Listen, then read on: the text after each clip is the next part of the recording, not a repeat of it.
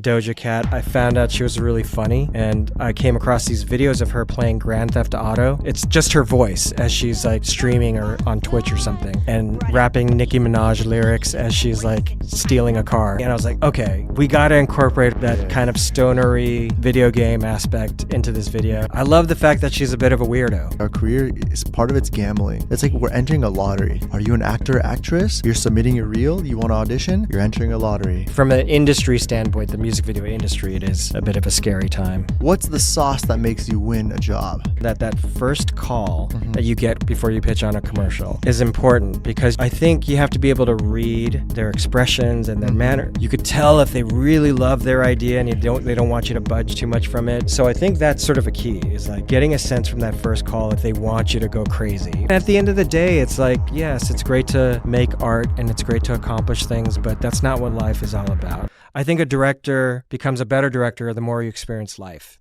Warren Fu is the visionary director behind some of the most iconic music videos of our time, blending retro-futuristic worlds with pop cultural legends like Doja Cat, Daft Punk, The Weeknd, and Dua Lipa. Before stepping behind the music video lens, he began his career as an art director at Lucasfilm, helping shape the world of Star Wars.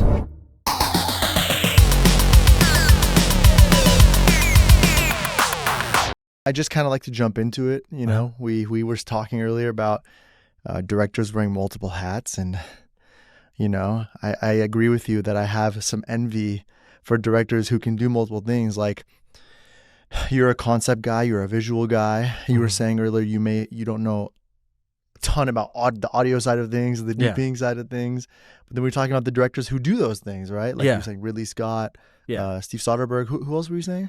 I think I feel like I've seen Paul Thomas Anderson operate camera too. It's one thing to operate, it's another thing to actually DP. Yeah. You think they're doing both?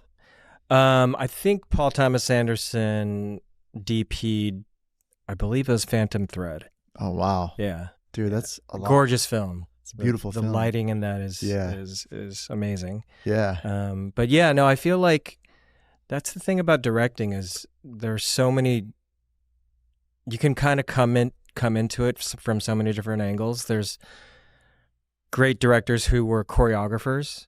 Some that were like still photographers. Yeah. Some that were VFX people, some that are actors, and they all, that's the thing, is directing is this kind of amorphous thing that can pull from so many different trades. And I think the more you know, the better. Everything feeds into it. You know, I like editing personally. I know some people don't like it, but I feel like that's informed directing for me, because I'm already editing in my head on set, having been an editor. So I feel like I don't waste a lot of time. I like know when I've got something, or I know I just need this little piece. Yeah. So I have a hot take. Yeah. The best directors have knowledge on editing. The best directors know how to edit. The best directors have a history of editing their own projects and sometimes other people's projects. Would you agree with me? Yeah, I would think so. I think but I think there's like a healthy balance. I've learned over time, because I used to edit so much on my own, especially when I started off doing low budget music videos. There was no budget for an editor. Yeah. So I would get very specific, and I got very used to it. But at the same time, I think the beauty of editing is the unpredictable side of it. When you shoot something, nothing ever goes exactly as planned when you're shooting. So, generally, no. Yeah. The editor comes at it from an outside angle and might think of things that you didn't think of. And of course, there's times where you get a first cut back from somebody and you're like, that's not at all what I imagined. Yeah. But occasionally there's like one or two things here or there that they thought of that was different, that end up like kind of getting folded into your ideas. So I think having that open-mindedness is important for collaboration. I agree. I think the hardest thing for me directing throughout the years has been finding a good editor to rely on, you know? Yeah. In my opinion, finding a good editor is the hardest person to find. Yes. Compared to a DP or I agree. Or any other role for a shoot. Yeah. And it's taken me years. I've only really found maybe 3 or 4 guys max, maybe really only 1 or 2 guys who really get the vision. Yeah.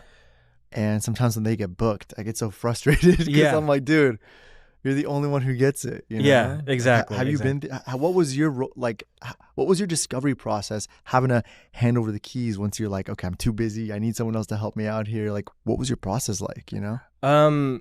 I think it was exactly that. It was like starting to get. I actually would get a little, because I used to toil over my first videos so much. And I would like spend sometimes, if it was a smaller band that didn't have like a tight deadline, I would spend like a month editing and tweaking and doing things. And then I would see other directors that were so productive, like, how does Nabil have 5 videos that come out in like 3 weeks? Like, it's insane. So it's not that I've ever been that prolific, but I started to realize as I've gotten... You're prolific, by the way. Don't say that, man. but I feel like I do like space it out pretty, you know, evenly, or I don't ever really have multiple things coming out at once. But that's not up to but you. I have been able to increase my output a bit by and it's also a physical thing too. Like, you spend so much time on a treatment behind a computer, coming up with the ideas, executing the treatments and the visuals, and then to have to sit to shoot, it's fun because you're not behind a computer and you're actually on a set. Yeah. And having to work in post as well, being that person behind the computer and editing, it's just too much. And then you're exhausted. And then I found myself getting a little burnt out from working when I would do the edit myself. And then over the last probably 5 years, I've been enjoying the process of trusting an editor. You know, and no matter what, like, let's say the first edit isn't what you thought and it used to like really shock my system. Over time, I always realized that you guys eventually get on the same page just through talking and communication. So I think it's just having that faith in the process, instead of the older videos that I did where I was like, okay, I know exactly what I want, and I just need to execute it, and nobody else can touch the vision. And I'm enjoying this collaborative process. So I've found a handful of editors that I cycle through. Nice. And I also feel like it's a bit like a DP. Like, I change DPs per project because I feel like every project I do is a little bit different. Yeah. And I feel like some editors are good for this, some DPs are good for this. Yeah. So some production designers are better for certain things. So as much as I like to stay loyal to my favorites, sometimes, you know, depending on the project, or they're busy. Yeah, or they're busy and you're forced to find someone else. Yeah, DPs are so busy. Dude, it's insane. I had like the struggle. There's so many things you touched on. Burnout, loyalty, delegation. And those are 3 things I want to talk about real quick. But the first one is the loyalty thing. I've had some crew members, from DPs to production designers, even editors. They're like, dude, why aren't we working together? You hate me or something? You don't like my work? And it's never personal. Like, it's not. I always tell them this. Like, it's not, dude, I love you. I love your work. But man, like, I'm seeing something different for this upcoming project. And maybe I just feel like maybe I need to try someone new or someone different, you know? And it's hard to explain that to someone. And it makes me feel like I'm unloyal because I want to try new things. And I think that's the tricky thing about being in our position as a director. It's like we hold a lot of authority, but we also hold a lot of, I guess, people's livelihoods in our hands sometimes, you know? And I don't know I really still don't know how to maneuver through that without feeling guilty every time, you know? Yeah.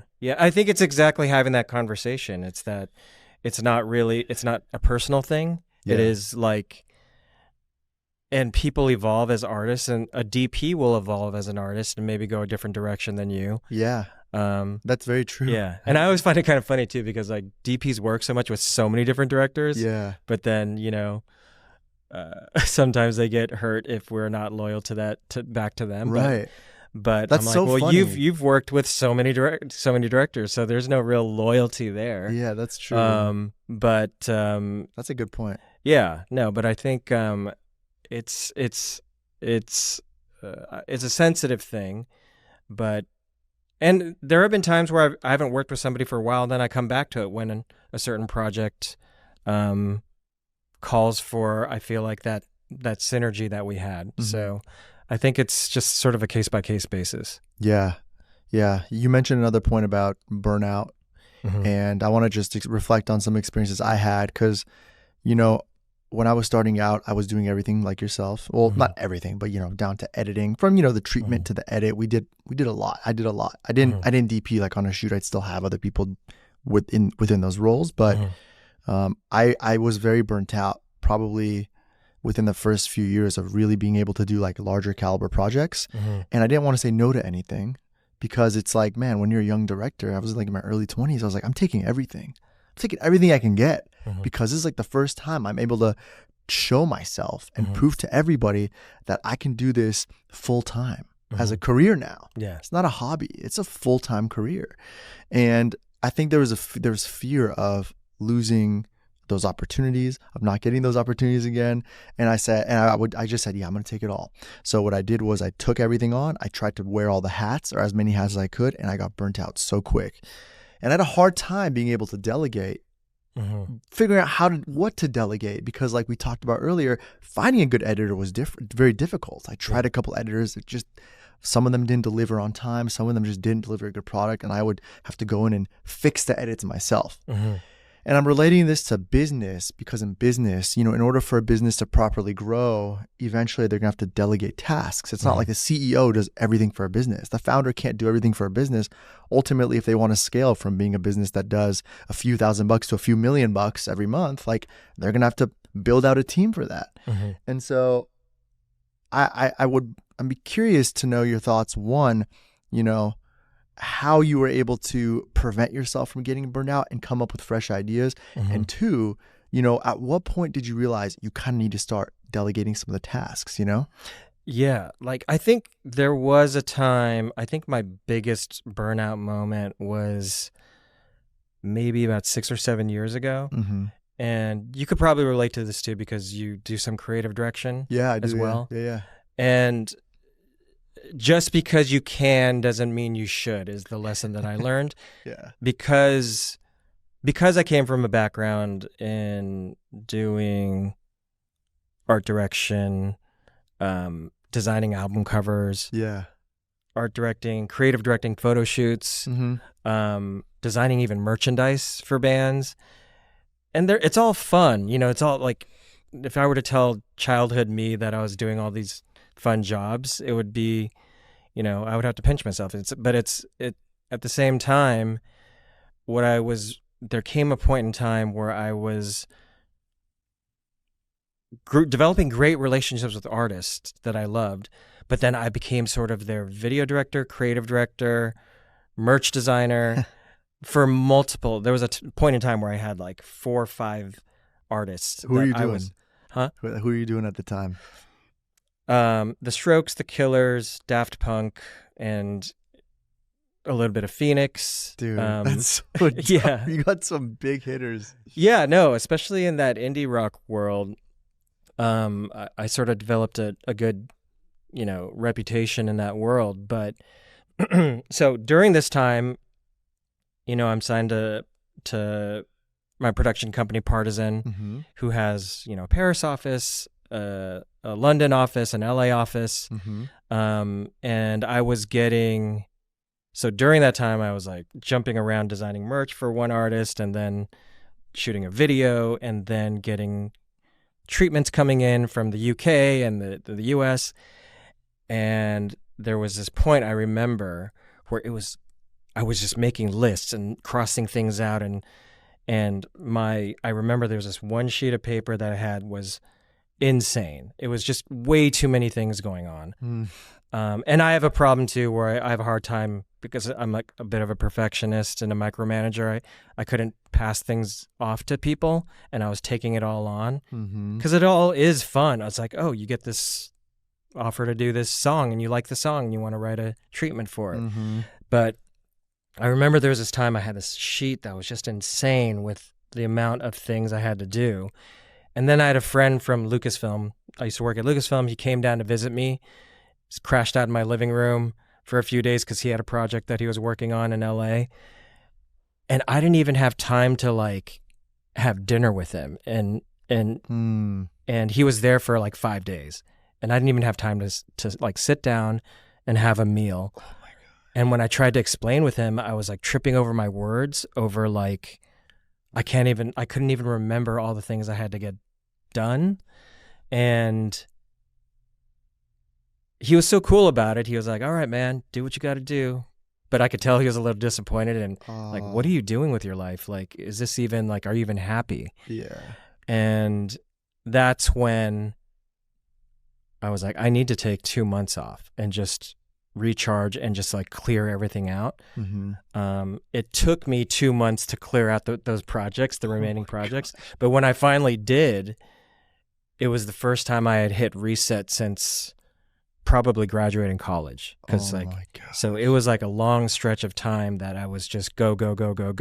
And I didn't want to like miss out on opportunities. Then I realized that I could even tell in that moment that my friend visited when I was like tripping over my words, trying to explain everything I had to do, that it was like taking its toll on me mentally. And so, and it's hard because like all the different camps of people didn't understand. They're like, that I was doing so many things for other people. So to them, it was just like, oh, just do this one album cover or do this one T-shirt. It's just for us. Or they would even say like, oh yeah, you need a break, but can you do this thing for us? You know, so, but then all of them are saying all of them were saying that, yeah. So, but they didn't know you were working with each other, did they? They did. Oh, they but did. They still, you know, to them, they've got one goal in mind is to like get their thing done. I'm surprised they weren't tripping about the fact that like you weren't just focused on just them. You know how some people get like that? Yeah. No, I think maybe they didn't really show it to me because they knew I wasn't like an employee of anybody. It was like a freelance thing. Yeah. But yeah, no, it got to a point where I had to take a break, and that was the best break. I hadn't even like dated in like a number of years because I was just so busy. And then I was like, you know what? I'm gonna take a break, actually start dating. And like, I had all these like plans to like redecorate my house or cause like my house just looked incomplete all those years because I was just constantly working. Yeah. We're like married to our work. Yeah. But then after that, I've found that it was the best decision I made. It probably even went 3 months of doing nothing and just working on my house and just being a normal human being. Were you turning down jobs? Yes. What did you tell them? That I'm on a hiatus.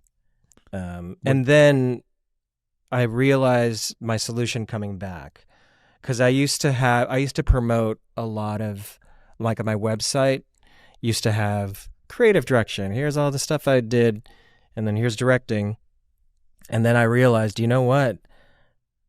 I have to sound a little weird and douchey, but I was like, I would just tell people I don't do that anymore. I don't do album art anymore. I don't really do creative direction anymore.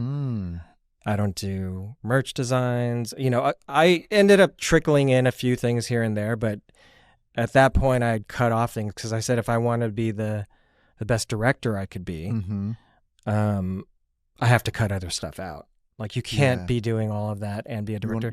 And the beauty of being a director is that it infuses so many art forms, so that directing alone could keep me fulfilled.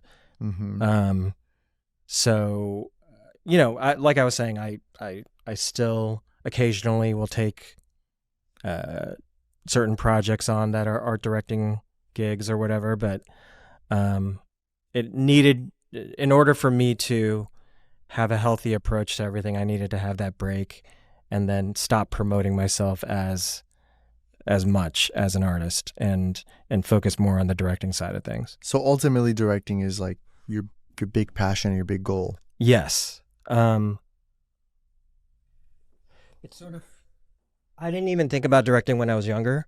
Wow. I was, it just wasn't even a possibility coming from like an immigrant family. There was no other people, or growing up, there were no Asian American directors. There were definitely like Asian directors, but Asian American directors. I didn't have people to look up to. You Taiwanese, by the way? Yeah, I'm Taiwanese. Okay.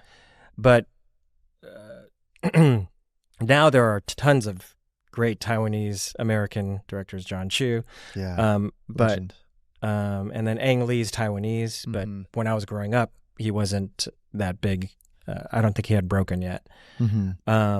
So there was never that thought that crossed my mind about directing and none of my relatives were in the arts. So yeah, I can relate. Yeah.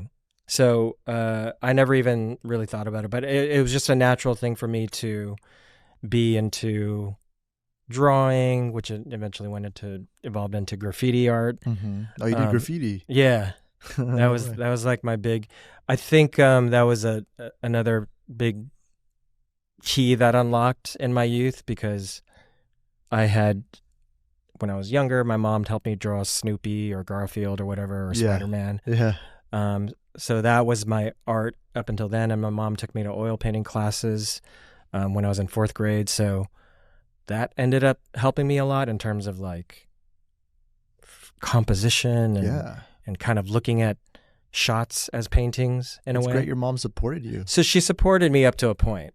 And then when that was like 4th grade, she's like, oh, he's a good artist, let's let him paint. And, but by the time I started getting into later in high school, they were like, study something practical, become a lawyer or a doctor. The art thing is a fun hobby, but don't pursue it. And I remember I wanted to go to like Art Center in Pasadena. Yeah. Or I think I heard about Cal Arts at the time, and then I know Tim Burton went there. But they were like, me at 17, I still, whatever my parents said, I still listened to. So they're like, you got into Berkeley, you got good enough grades to get into UC Berkeley, you're going to UC Berkeley, and you're going to study something practical. And I was like, okay. Did you get good grades, I assume, to get into Berkeley? Yeah, I had pretty good grades. I was sort of like, I always consider myself the dumbest of the smartest classes. So I would make it into all the AP classes, but I would be like the worst person. I mean, you're still smart. So that's still smart, but the dumbest of the smart people.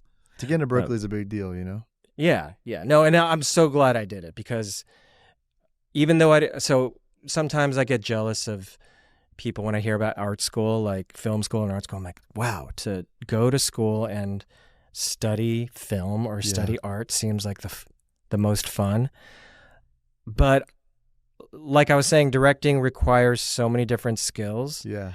And I was an econ major and a business. Oh my God. Yeah. You were? Yeah. Me too. You were too. I went to UCLA. No way. Yeah. I almost went to UCLA. No way. Yeah. I had a girlfriend in high school, and I was like, couldn't think further ahead. So I was thinking, I'm going to stay with this girlfriend forever in high school, and I'm just going to go to UCLA. She went to UCI, and I'm just going to stay in Southern California. And I am so glad I went to Berkeley, because that's one time that my parents were like, we know what's best, go to Berkeley. Yeah. And the thing I liked about Berkeley wasn't the fact that it's a great school, but I think it was the best education I could have gotten was the cultural difference of coming from a suburb in LA, Southern California, and then getting to Berkeley, and it's naked people, hippies, there's, just incense burning everywhere. So culturally, it was a culture shock. Yeah. And a bunch of like, Berkeley's a weird mix of like super crazy scientists, political people. And like I said, I did graffiti, but I did graffiti for fun, right, in high school. And then when I got to Berkeley, I met some graffiti kids from Oakland, and I looked at their graffiti. Mine was like, how cool can we make this mural or this bomb or this piece? And these Oakland kids were like, my friend Marty, he was in a crew called TDK, Tax Dollars Kill. And so everything was so political. And so here's two 17-year-olds, this guy from Oakland, and just hearing his perspective on graffiti as this political thing was sort of another cultural kind of shock for me Yeah. because I was graffitiing in Huntington Beach, you know, like near the beach walls and stuff next to surfers. So it was a different vibe. And then the Oakland kids were like, you know, fighting the system, you know. That's cool. Yeah. Was there any message behind your graffiti, or was it just more about the art, you know? It got a little bit more as I met the kids at Berkeley, but definitely in high school it was just about how cool could it be. Because there was this graffiti artist in LA named Slick. He's originally from Hawaii. I think I know. Continue. He's big. He's done all these clothing lines called This Is It, and he's got logos with the LA I've fingers. Seen, yeah, the Mickey Mouse gloves with the LA. Yeah, that's him. Okay, yeah, that's him. Yeah. I'm doing it backwards here. Yeah, the backwards thing. Okay, yeah. So Slick has been around forever. He did one of my favorite album covers, Bizarre Ride to the Far Side. It's an amazing drawing that he did of the hip hop group The Far Side. Nice. So Slick was my idol, and all I loved about his work was just his character designs. They were just so out there, and it was just very surreal and trippy. And that he battled this guy named Hex, this other graffiti artist, and it was this big battle that took place back in the 90s where it was broadcast even on the news because it was like the two best graffiti artists in LA are going at it, and they would just make fun of each other. So that's what I grew up liking, was the calling out the other crew or battling people on the wall. And so that was a different vibe than people in LA were kind of more into like these mural like productions, and then Oakland was a little bit more quick bombs and throw ups, getting your name up basically, or making a political statement. Mm-hmm. So, but I will say though, like, you know, going from like drawing cartoons with my mom to oil painting into graffiti was a thing that where I went from just, I'm going to copy this landscape or copy this face and do a portrait, to how creative can you be? Mm-hmm. And so when I applied, I was a econ major, business minor at Berkeley. All of my classmates were applying for jobs at stock brokerages and consulting firms. Yeah. Deloitte. Yeah. No, a lot of my classmates went to Deloitte. Yeah. I didn't know. And I was like, what the hell am I doing? I just kind of was just following this system. Like, you graduate high school, now you just graduate college. And then once you graduate college, what are you going to do? And I was like, I can't picture myself going, you know, I'm just not a numbers person. I can't be an accountant. I can't be a stockbroker. And econ major sucks. Yeah. Especially at our schools. Berkeley is tough too. Yeah, no, it's the worst. And so that's when my grades really took a nosedive. I got enough to graduate, but I was not doing well in econ classes. Brutal.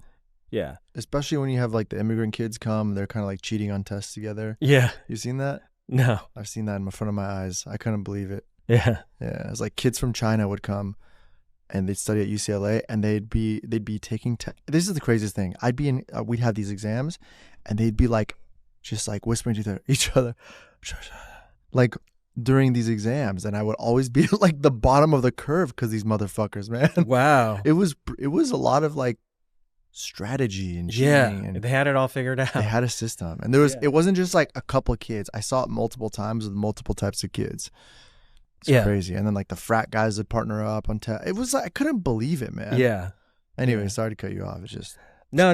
It's It's but I was probably in the same boat in terms of not caring about it and just doing just enough, studying just enough just to pass. But at what point were you thinking, okay, I want to do this creative and like go into the creative world? Was it when you were about to graduate? So I have to thank this friend of mine. So there's this, I give her a shout out any chance I get.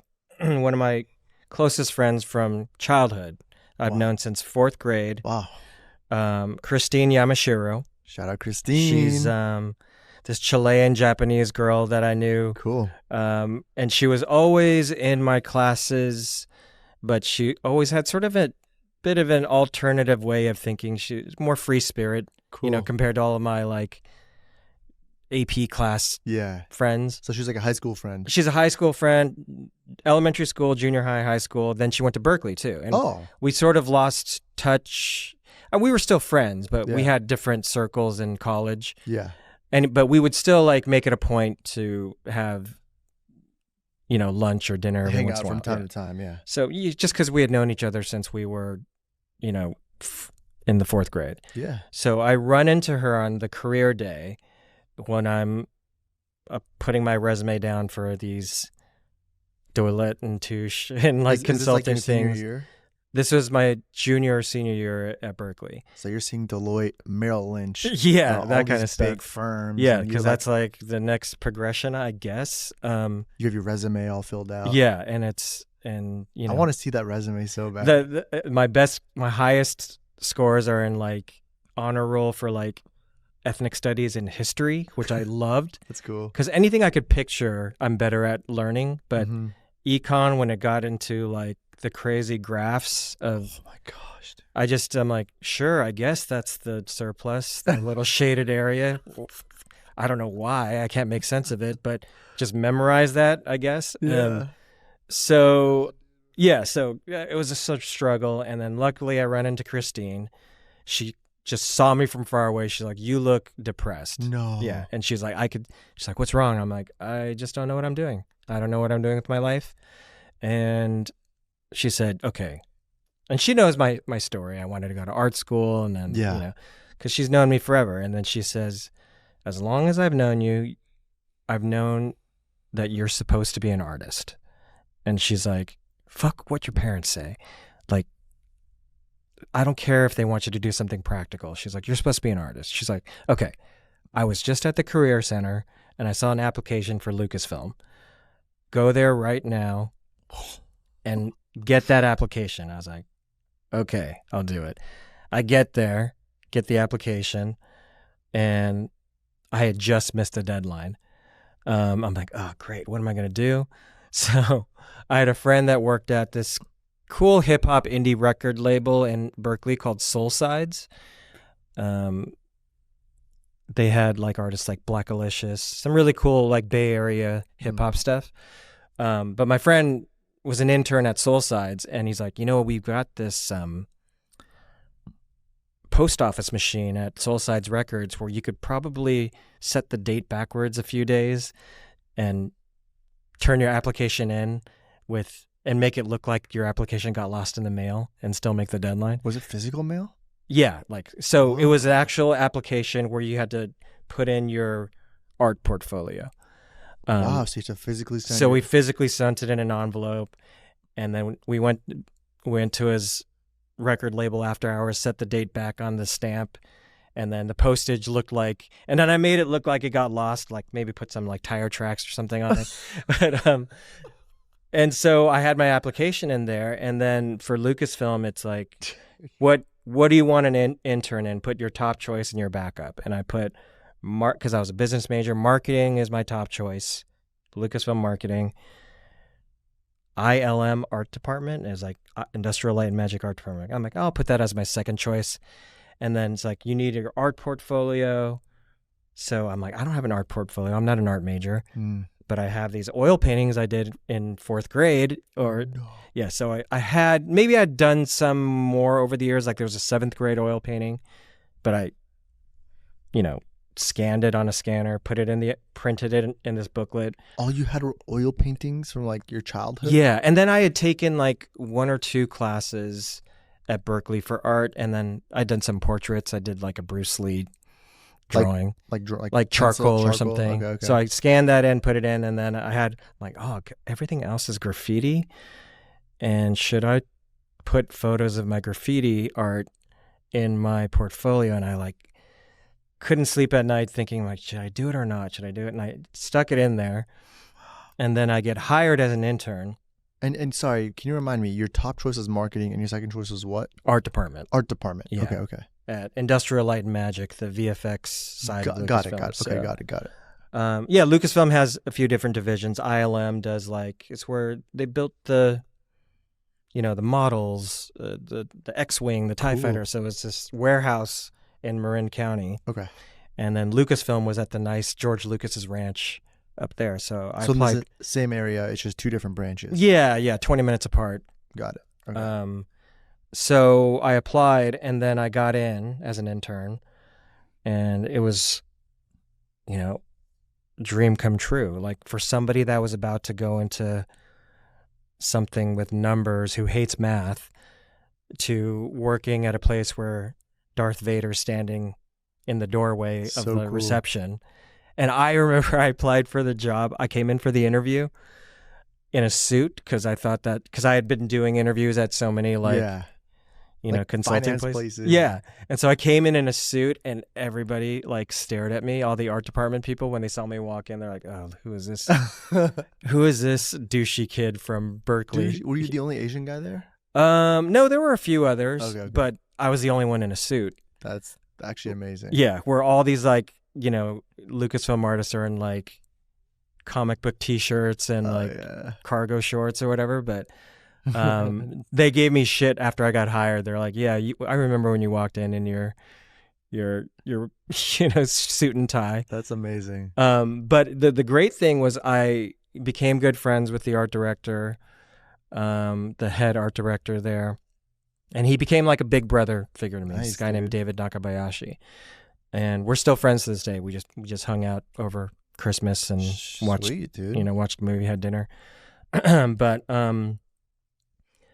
he said the reason he hired me was because of the graffiti art. No way. He's like, "Yeah, I saw your portfolio. Yeah, you could copy stuff. You could do copy a picture of Bruce Lee, and you could copy a landscape or whatever, but your graffiti is where I saw the creativity." Yeah, like the originality. Yeah, because that was the whole thing with graffiti. Was very competitive with my friends and I, my crew, and we were always trying to outdo each other with the weirder, crazier idea. So You just photographed it? yeah, I photographed it, and I also did like T-shirts and flyers that were kind of graffiti. I used to do a lot of party flyers. Wow. So even in college, when I was an econ major, whenever there were like house parties, I would do this like, hip hop graffiti kind of party flyer. Did you submit those to the application too? I think I did include a few of those. Wow. Yeah. So like your 'Cause there were some merch, cool drawings in there. So your flyers, even the shirts you submitted, Yeah, probably a few. like photos of the shirts. Yeah, photos of the shirts, and then Photos of the murals on the walls. photos of the murals. Yeah. So that all was stuck in at the end of it, and thank God I did that. Originality, man. Yeah. Were you a Star Wars fan when you applied? No, that was the funny thing. It was my brother. I liked Star Wars as a kid, but my Yeah. older brother was the big. The nerd, the Star Wars nerd. Yeah, he was the one that would read the books that happened after the movies. Oh yeah. Yeah, Yeah. and I was not that advanced with it. Yeah. I was like, I like the movies. I'm a visual person. I'm not going to read the books about what happened to them after. Yeah. So it was funny too, because after I got into working at Lucasfilm, my older brother, who ended up being a doctor. Wow, he did the traditional He did the route. traditional route. So my mom, even when I was hired at Lucasfilm, Yeah. she's like, it's not too late. You could be, you could be a doctor still. What did your parents say when you decided to take this leap of faith and not do the traditional route? They weren't too happy. They were like, okay, well, do it for a little bit, and then my mom still would send me things about taking the LSATs to become a lawyer. To go She's to law like, school. okay, if you don't like biology and you don't want to be a doctor, what about a lawyer? Yeah. And it wasn't until I was like maybe 2 years into my job, and I had a small retirement account, and I was paid pretty well. She was like, oh, well, maybe there's something. Maybe there's something secure, because all they care about is security. Yeah. They just don't want to see. So the fact that I had a retirement account with Yeah. Lucasfilm made her, or ILM, made her feel safe. And then it's a thing, like everybody, when their parents come visit or their friends come visit, they give them a tour of Skywalker Ranch, which is George's. It's crazy, I'm Yeah. sure. Have you been there? I've just seen photos. Yeah. I've never been. Yeah. if you work there and you take your parents there, they're going to be like, okay, my kid is set. He's doing well. No way. Yeah. So I took her to Skywalker Ranch, and that's when she was like, okay, you seem to be doing well. And then when I quit Lucasfilm, I became an art director. I was on my way to having a very secure job. I could have stayed there forever. I have so many friends that are still there. At Lucasfilm? At Lucasfilm, like, forever, it's a lifetime job for them. Wow. And I could have done that.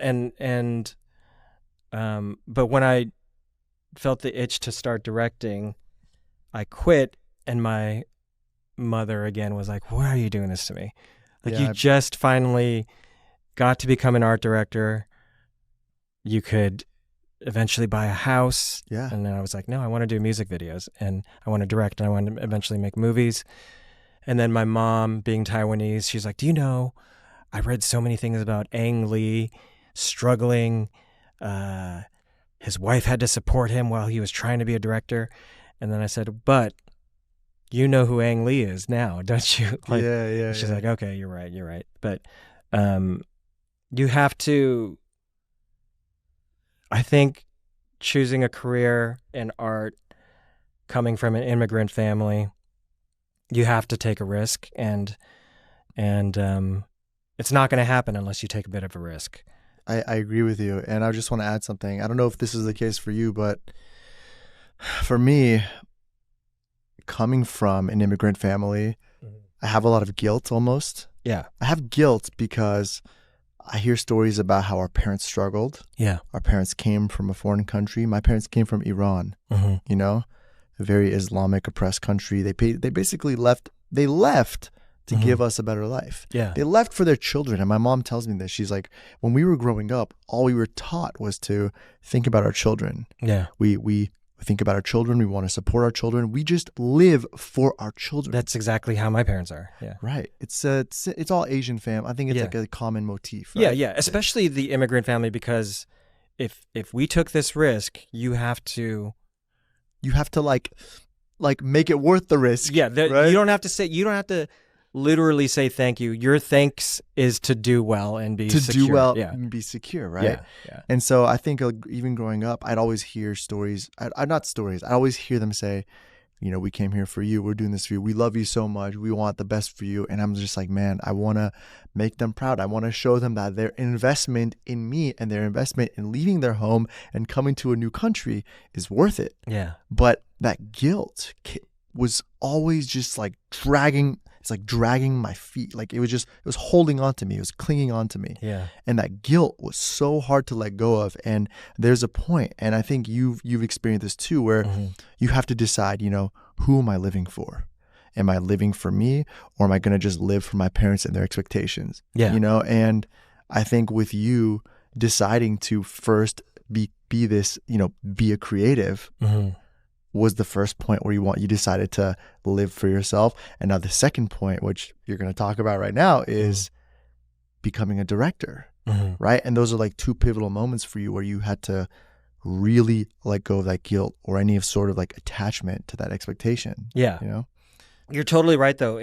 Think about it, like the risk that they took, the comfort that they let go of in terms of at least like, yes, it's to come to America for a better life. But my mom had no friends. She was still learning English. And I can't imagine how crazy that is for them at the time to do that. It's tough. Yeah. You're lonely. Yeah. Yeah, you don't know a lot of people.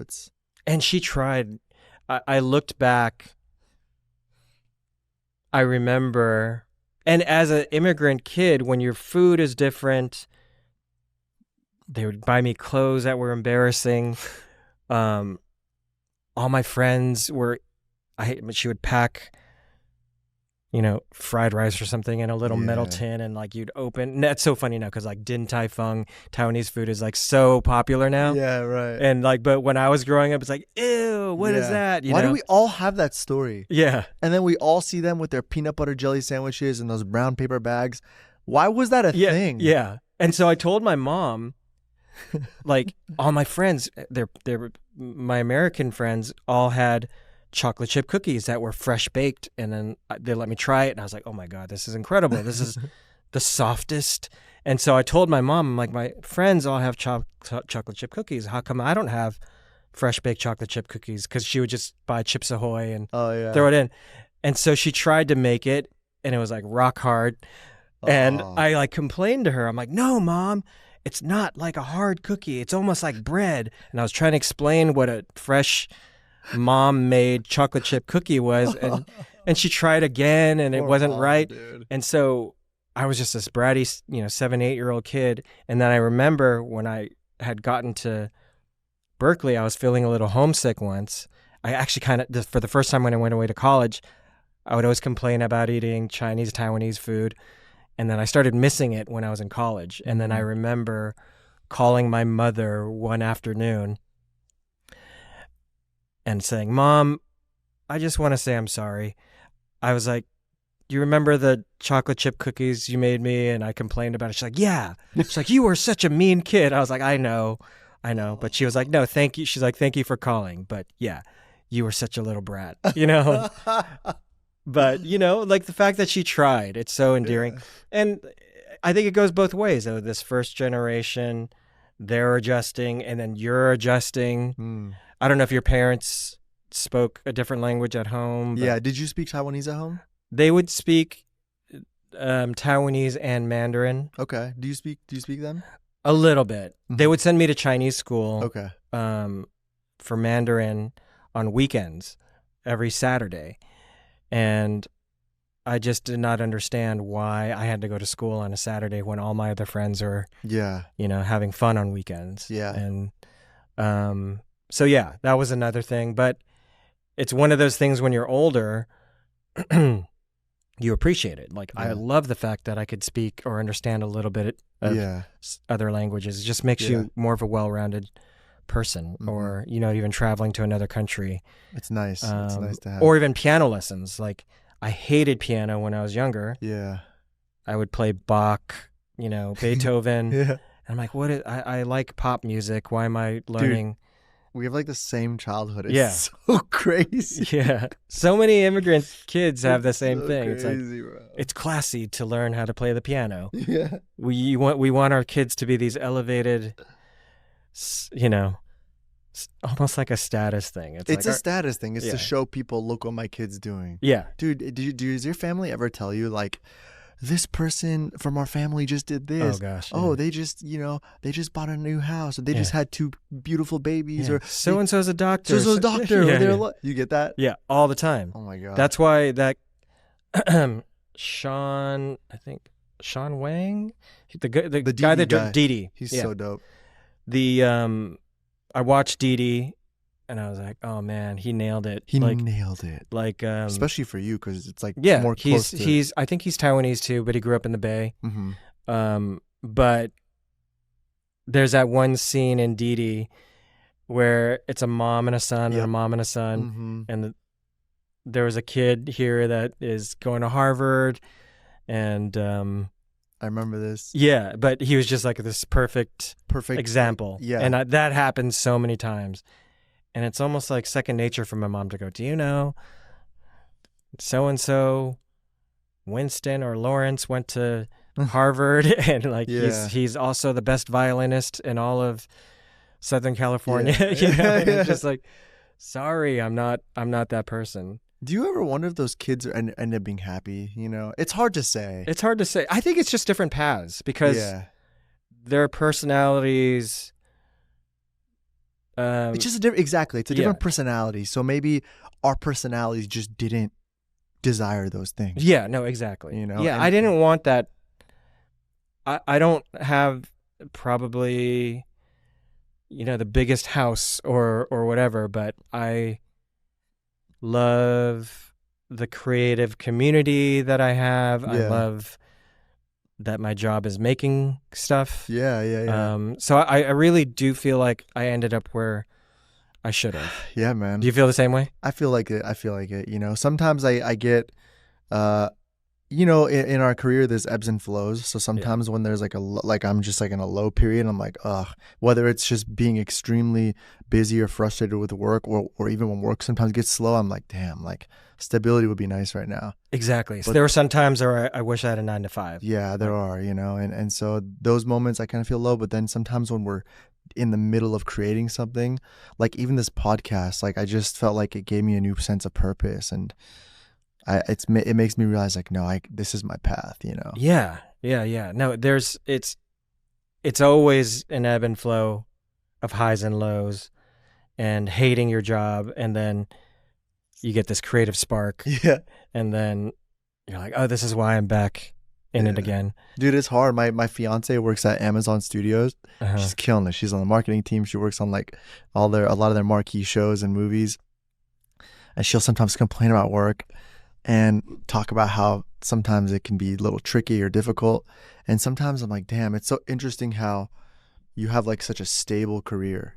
Yeah. And it's like, I would almost kill for that. Like sometimes I would kill for that. Yeah. But then I always try to empathize and understand, but it's so hard for me to, because it's like, you don't know how it is to just, dude, directors, we are pitching ideas nonstop. A lot of times, and it's not always a single bid. I mean, not, at least not, you know, I've had, right? Yeah. And just for people who don't know, like the way directing works in our world, like at least music videos and commercials, you're generally bidding against other directors. If it's not a single bids generally happen more in music videos than they do with commercials. Yeah. So with commercials, they'll generally do a triple bid. So it's you and 2 other directors, 3 directors bidding or pitching on a commercial. And then for music videos, it's cruel almost. bro, it's cruel. You're not getting paid to pitch your ideas. And for music videos, it's crazy. They'll sometimes have like 20 directors pitching on an idea. It's like, you are wasting 20 people's lives. Yeah, and these are all-nighters. So much time and energy into put into it, and you don't get paid for it. Yeah. You know, and so and treatments, for those that don't know how treatments work, you have to be good at writing. You have to be good at visuals. You have to be good at graphic design and layout. Yes. If unless you're like, I've seen Michel Gondry's treatment for a Beck video, and it was literally a paragraph, but he's Michel Gondry. It's right. It's like, there's like once you're at a certain threshold, you can just you can shit on a piece of paper and be like, this is it. Yeah. But sometimes I'm like, I read that paragraph that he wrote for a Beck video, and I was like, oh, that's pretty fucking brilliant, Oh, really? Yeah. Was it there for images or just a paragraph? It was just a paragraph about, and you should see this video. It's not a very popular video. I'm gonna save it. What's it called? It's called Cell Phones Dead, and it's a trip. It's all in black and white, and it's Beck in a room, and the camera doesn't cut. It's a single shot, but the angles are changing. Though this is like weird color. Is that what's supposed to be like? No, that's not it. It's got to be a black and white where Beck is sitting with a fedora. Yeah, Cell Phone's Dead. But that is another one. Wait, why are there 2? Is this it? That's it's an alternative video. Yeah. No, I think this is the main one. The other one might be a fan video. Oh, I don't know. Maybe there are 2. But I'll watch this later. Yeah, but the perspective of the room is changing without cutting. So it'll be on this angle, and then the room will morph into looking at the other direction. And he described it in that paragraph as there's this idea I have where the camera never cuts, but we change different angles. And that's all he said. And he's like, I'm very excited about this. And of course, you're like, it's Michel Gondry. He's excited about a new thing. Yeah. And yeah, you watch that video, and I saw it, and I'm like, whoa, it's a trip. Yeah. And that was like 14 years ago? Yeah, probably even longer. But yeah, no. So treatments are a odyssey, and you can't write a treatment with this mentality that you're not going to get it. You have to put yourself in the brain that you love this song, or you love this commercial, or you love this so much, and you see it so clearly, and you have to write and lay it out as if you're going to get it. Mm-hmm. And then you could very well get the call that you don't get it. Or you don't get any call. Or you just see the final product that somebody else did weeks later. Yeah. And so that's depressing. But after working in this industry for a while, I've developed a tougher skin. I always have this thing in my head where I say, I'm going to put my all into this because I like to put my all into everything. But once I hit send on that email forwarding the treatment, I cut the umbilical cord and I like pretend I'm not going to get it. So up until that point, I'm like, I'm going to get this. I see this in my head. And once I hit send on that email, I go, chook, and, turn my attention elsewhere. Yeah. And then if it comes back, I'm like, oh, what a pleasant surprise. Yeah. That thing from a week ago? Oh, yeah. I'll do it. Sure. I realized actually that generally ends, like I end up getting the job when I do that more than when I think about it too much. Yeah. Like if I'm constantly, when I send a treatment or a pitch off to a potential client, like you said, I'll put it away.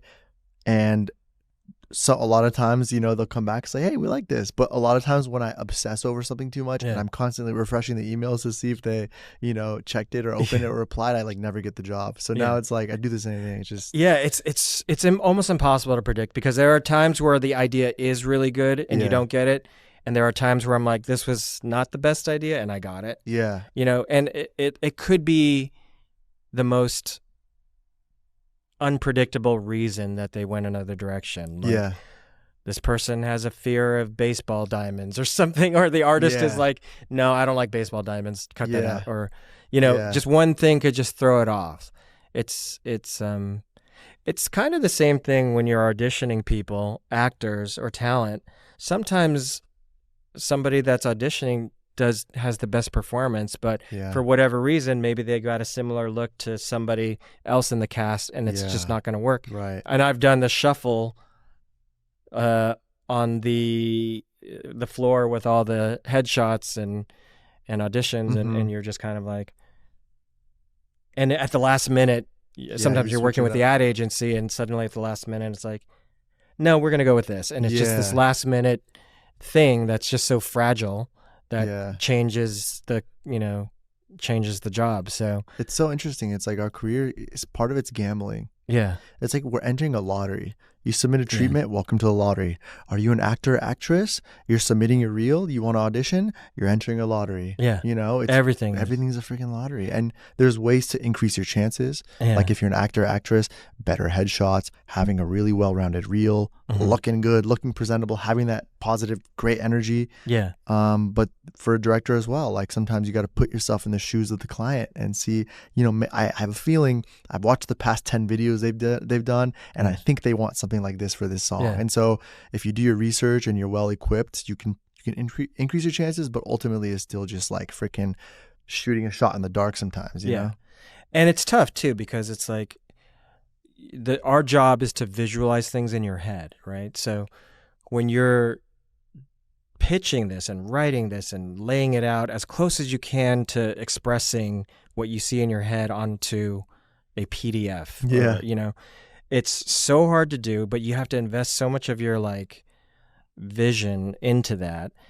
And then if you don't get the job and somebody else does it, you see it's a weird feeling. It's almost like somebody's sleeping with your wife or something where you see this other interpretation of it. And I've over time, it used to hurt to see somebody else do it, but over time I've learned to, especially if it happens over and over again, you get tougher skin, and you also just become more mature about it too, because there are times where I can admit something was better than what I had come up with. Yes. Good example of this, and it ended up being a massive song, is Tame Impala, Less I Know the Better. Oh, so I had a concept that I had written and I really liked it. It was this kind of out-of-body experience floating through this party, like above the crowd. And that's actually kind of cool though. Yeah, it was a great idea. But, and I wanted to do all these interesting camera techniques where the camera's really feeling like a surreal out-of-body experience. How do you write that in a treatment? I don't remember how the words I used, but it was tough to express. It's tough to express. Yeah, and I couldn't find pictures that had parties at that angle. See, that's the hardest part about certain ideas. You just can't really demonstrate. And are they going to have enough time to read what I wrote describing it? So, and then I saw the one that Canada did for Less I Know the Better. It's almost like Sasquatch type character in high school, and it was brilliant. And I the first time I saw it, I'm like, oh, that's not what I pictured. And then I watched it a few times. I think I watched it stoned once, and I was like, oh, they really nailed it. It's so deep. Like, it's about like puberty and like the beast that comes out at a certain age. That's brilliant, dude. But that video is awesome, and it took me, a few watches to say, okay, they should have gotten it. And you mentally, over time, I've learned to say, wasn't meant to be. Yeah, it wasn't meant to be. Yeah, because like the times that it does work, it feels like it was meant to be, and then the times that you don't get it, you just have to like. But it's tough though. It's like I'm saying, like we were both talking about, it's that you could get bummed out over it if you lose 3 in a row or even 5 in a row. Yeah, which has happened. Oh yeah, and then you feel like your career is done. But but I've been around long enough to see that if I wait it out, there's another peak. There's another peak, and it's the same thing with music videos too. I feel like in terms of since I started in music videos, like I really didn't start doing music videos full time until like 2010, 11. Mm-hmm. And even then people were like, we're nearing the end. It was like probably iTunes era of like purchasing songs for $1. Yeah. And they were like, oh, it's not CD money, not CD compact disc money that's funding the music industry, music videos anymore. So I remember the person that signed me saying the end is near, but enjoy it while it lasts, the music video industry. And then it's gone through certain revivals. Maybe streaming eventually kind of caught footing and things came back up and it survived again. So even though we're definitely especially last year was a big lull. Last year was bad. Yeah. It's been pretty bad recently. Yeah. Like probably the worst I've seen. What about you? It's the worst I've seen. Yeah. But I just wouldn't be too quick to call music videos dead yet, because maybe there's a way, another app or another format that things get released that eventually catches on again. But I hope it survives, because it's changing though. It's there's something more to life than the 15-minute TikToks and the 15-second and reels. Yeah, that's the thing. Like, here's the difference though. The difference is compared to now versus the iTunes days where we thought it was dead, like 2010, 2011. The difference now is like film is accessible. Like your iPhone shoots log now, like ProRes. Yeah. Your iPhone can shoot ProRes. It's 4K. It's the tools are much easier. The lights are smaller. They're not as heavy. They're cheaper. So what it takes to create a good looking video is like the barrier is even lower. Yeah. Remember how excited we were when the Red camera came out? Yeah. And having like the digital. Alexas and having digital. Like this is used as a camera now, bro. Yeah. And that's why I fear that this new low is it might just transcend into something else. Like the format of the music video, it'll still exist, but it's just not going to be what it was for us, and we just have to adapt, I guess. And accept. Yeah. Or I could see it being almost like a prestige thing for big artists, like it's like a novelty. Yeah. Like big artists will still do them. Still, like Taylor Swift's not going to shoot all her videos on iPhones. Yeah, exactly. And I think artists that command a lot of attention from the record labels will still want to make them happy if they want, even if the label. Because I've talked to record label people and they said we're not seeing the ROI, the returns, the numbers or the attention as much as a low budget TikTok clip is. Right. But, so maybe the frequency of them will drop off a bit, but I think there will always be artists that want to make them, or people that that make a DIY video that's just super creative. Yeah. I think those always still exist. For sure. But yeah, no, it's an interesting time. From an industry standpoint, the music video industry, it is a bit of a scary time. Yeah. I want to take it back a little bit because you talked about how you're at Lucasfilm for a little bit, and then you decide to become a video director. How many years in were you at Lucasfilm at the time? I think 4 years in. Okay, Yeah. so you're 4 years in. So you're still like in your early mid-20s. Yeah, early 20s, and it was great. It was film school for me because I didn't go to film school. Mm-hmm. So I was at Lucasfilm at a time that still had a mixture of digital and analog techniques. Mm-hmm. And I love the fact that I got to experience and learn both. Heck so yeah. they had the model shop, and these guys in the model shop were these like old school, people that had worked on the original Star Wars, and they were still their love of craft and experimentation.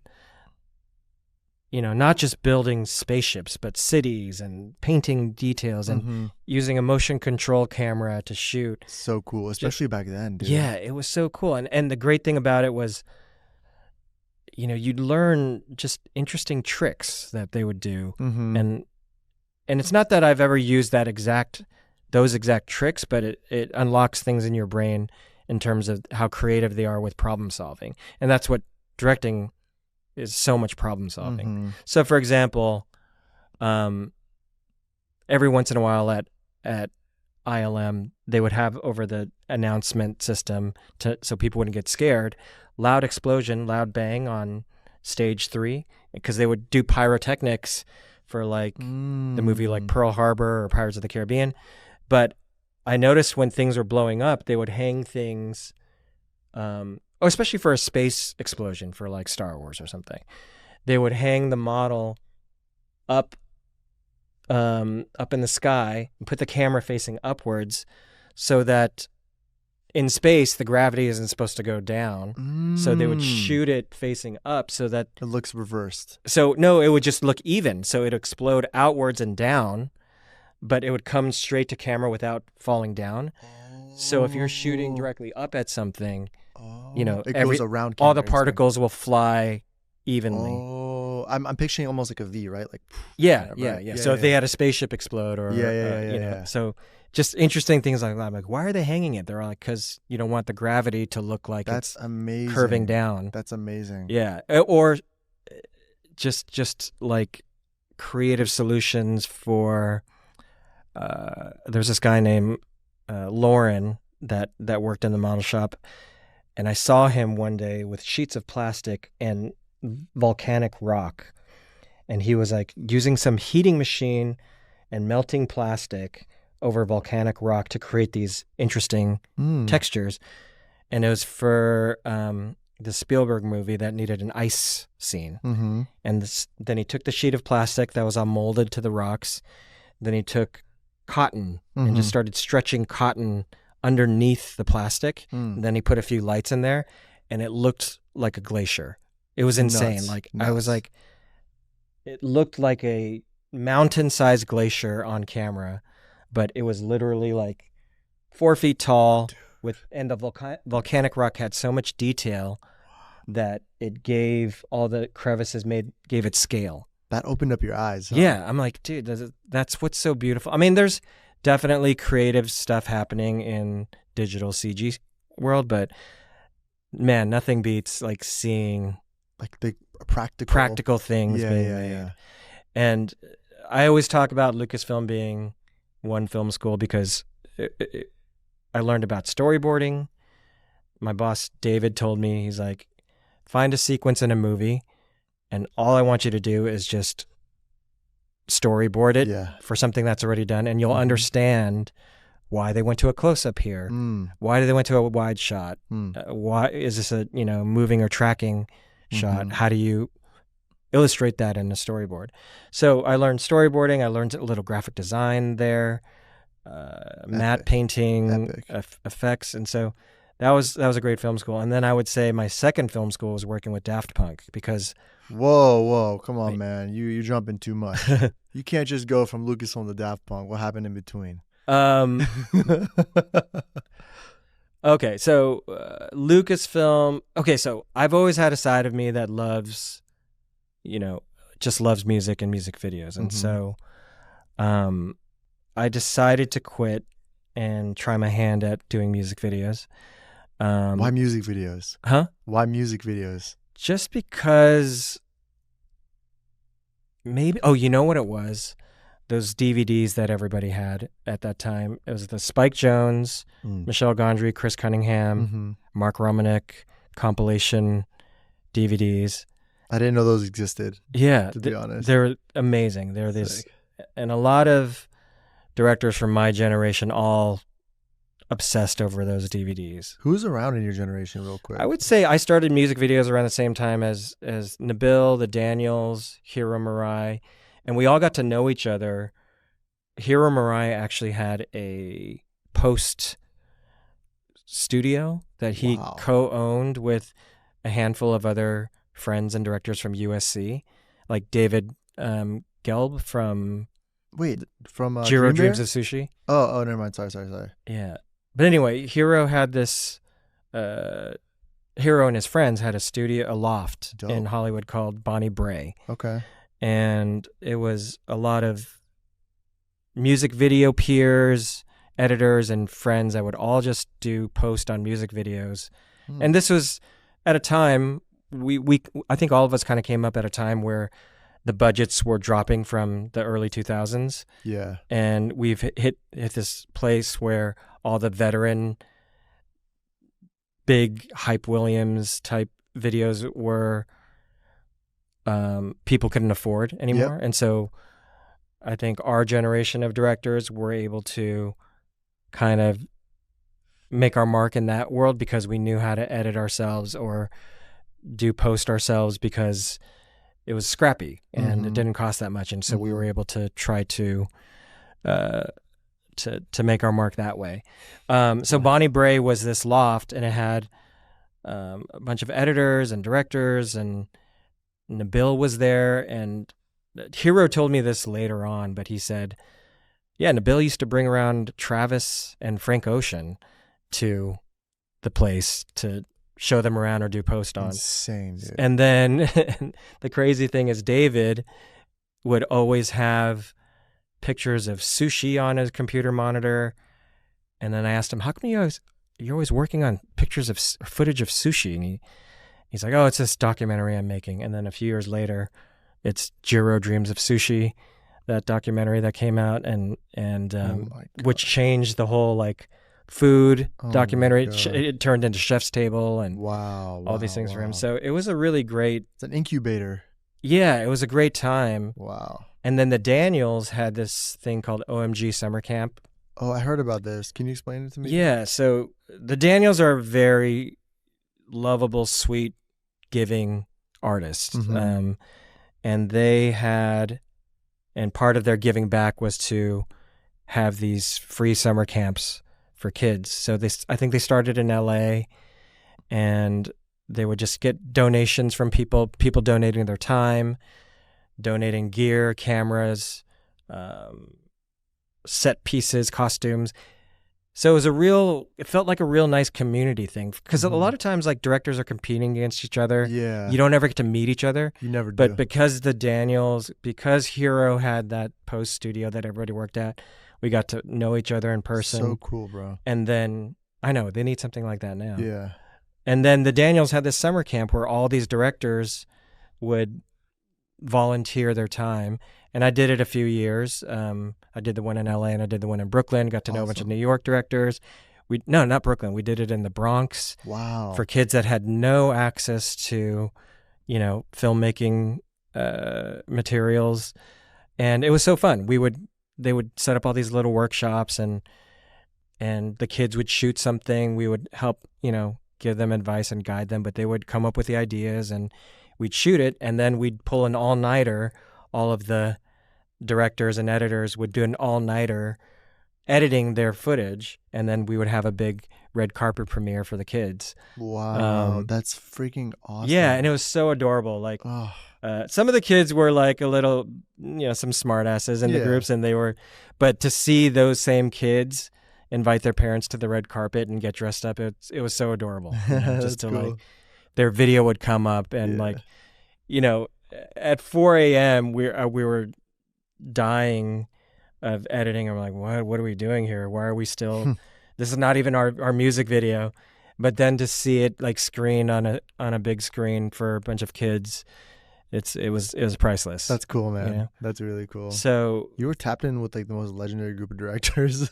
yeah, no, I like to absorb, and it was just cool to see other people work. You guys are all legends, man. You, No, Hero, the Daniels, the Bill. That's a cool generation to be a part of. Yeah, no, I think it did kind of come out of the sort of post Spike Jonze, Michelle Gondry, Hype Williams Yeah. era into the next generation that we were a little scrappier, and then after you do your scrappy videos, you start to like Yeah. I make get your that. mark. And so, the first video I did was for Mark Ronson. I think that was the first one where I got signed. Wait, so you were at Lucasfilm and then you left, but like, Okay, the Like, first what'd you do in between? video I got was for the Strokes. but how'd you even get that video? I Googled their address. So this is the era where MP3s were leaking for albums before they Oh. released. Okay. And this So the Strokes were on their third album, okay. pre their third album, Okay. First Impressions of Earth, and a single leaked, and it's called You Only Live Once. Okay. And I heard it, and I was already a Strokes fan because I loved the mystique of when they first came out and the world building of Yeah. the world that Julian created with the band, Yeah. where I'm like, who are these? Like, I first saw videos for them that they did with Roman Coppola. Mm-hmm. So iconic, bro. So iconic. And I was like, I feel like I'm transported. Like, this is a new song? These guys look like they're legit from the Yeah, that's the late thing. 70s. Yeah. They got the shaggy hair. Looks like They're a legacy drinking band. Corona in the music videos. Like, who's doing this now? Yeah. Because this was the era of like Limp Bizkit or Mhm. that kind of stuff. So when the Strokes came out, I was like, I love their taste. I love this world they built. I kind of want to be a part of it. Mm-hmm. And so by the time the third album came out, I had already moved down to LA after leaving Lucasfilm. And you were just didn't have a job? I was freelancing, still doing art. I think I worked freelance for EA Games. How which the is heck were you just applying to these roles? Like No, by then I had a good reputation as a designer after From Lucasfilm. coming from Lucasfilm. So you were able to build a reputation, but did you have like a rep or an agent or something? Or? no, luckily, my old boss had left Lucasfilm. One of my bosses, Okay. and he was working at EA Games. Got it. He found Okay. out I had moved to LA, Got it. and he said, "Why don't you do some freelance stuff for us?" And it was perfect because I was able to shoot some short films Perfect. with the money I made from freelancing at EA Games. So you took that money freelancing and you invested into your own shorts? Yeah, I think I just maybe did one or two shorts, nothing of significance. And then I started submitting ideas for music videos. And so I Googled the Strokes address. I found out, okay, WizKid Management is their management. And then what's their record label? Okay, RCA Records. And at this point, I'm completely green. I don't even know what a production company is. Mm-hmm. But I'm like, I've got a good idea for a video, but I know how to articulate it because I've done presentations at Lucasfilm. So I made this whole like DVD booklet thing, and I made 2 copies, and I FedExed one to, because I didn't have their email addresses online, but I FedExed a copy to Yeah. WizKid Management, their management, and I FedExed one to RCA. And RCA emailed me after they opened. They're like, "Who are you? And what production company are you with?" And I'm like, "I'm not with a production company. I don't even know what one is." And they're like, "We can't even open this. You're not." They sniffed me out, and they're like, "You're not a professional video director." And so they kind of ignored me. But luckily, the management did open the package, and sure enough, all of my ideas, storyboards, artwork were in that package. And their management said, "What the fuck is this?" That's so Send dope. it to Julian, the lead singer. Then I get a call from Julian when he's on tour in Paris, and he said, "What the fuck is this?" He's like, "This is so cool. Like it's like we've been looking for somebody to work with that has the taste and the eye for what we're doing." And so that started my kind of relationship, like, long relationship with the Strokes. I scored basically on my first You literally attempt. scored on your first attempt. And Probably second, actually. I submitted an idea to the band Weezer first. oh, you did? Yeah, and I never heard anything back. And so the second one was the Strokes. You mailed something to Weezer as well? Yeah. And I didn't hear it. And then I ended up doing a Weezer video like way later, which was kind of funny. But You want some more water, by the way? it should be okay. Dude, that is so crazy. Like the fact that you even you thought to do that. Yeah. It's looking back, if I see an opportunity or a gap somewhere where I could like insert myself, I will do an all-nighter and put my all into it. So I think it's luck. That's phenomenal. Everybody's career is a little bit of luck, and everybody's career has to be combined with knowing when your shot is happening and pulling an all-nighter if need be to make it as best as to present it. Yeah, right now the process for a lot of directors is to just they get a submission through their rep or their production company, or sorry, they get a brief through their rep or production company. Mm-hmm. This is what we're looking for. Submit your ideas. Yeah. And your idea just ends up in a pile of 20 other ideas.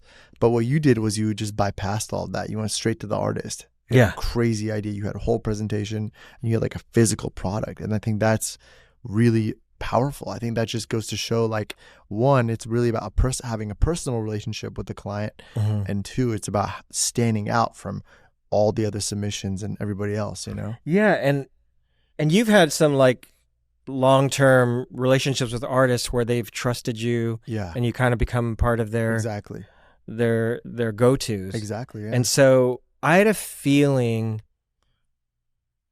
that the Strokes, because of their taste and what I loved about them and my personal taste, were going to mesh. Yeah. And so I think I had a gut feeling it was going to work. That's awesome. You trusted your gut. Yeah. And then it kind of sort of snowballed into Mark Ronson noticing one of my first videos I did. Cool. And then I did this video called Bang Bang Bang with Q-Tip and Mark Ronson and MNDR. What was that? Huh? You said DR, sorry? MNDR, there were three artists on it. MNDR, got it. So she was more in the electronic realm, and then he had Q-Tip from A Tribe Called Quest. Yeah, so cool. And Mark, and that was a pinch me moment because I was a huge Tribe Called Quest fan growing up. So cool, bro. And then that video comes out, and it got a little bit of press. The Rolling Stone covered it. And then I get a call from my Partisan rep who said, Daft Punk want to meet you. And were you with Partisan at the time? Yeah. So when did you sign to Partisan? After I did my first, I did an alternate Strokes video. Then I did Julian's first solo record video. And then I got a call from Partisan UK. And she said, I liked your Julian video. Are you signed yet? And I was like, I don't know what signing is, but sure. I'm like, no, I'm not signed. And she said, and then she jumped at it. She's like, okay, I've got this Mark Ronson song. Can I play it for you?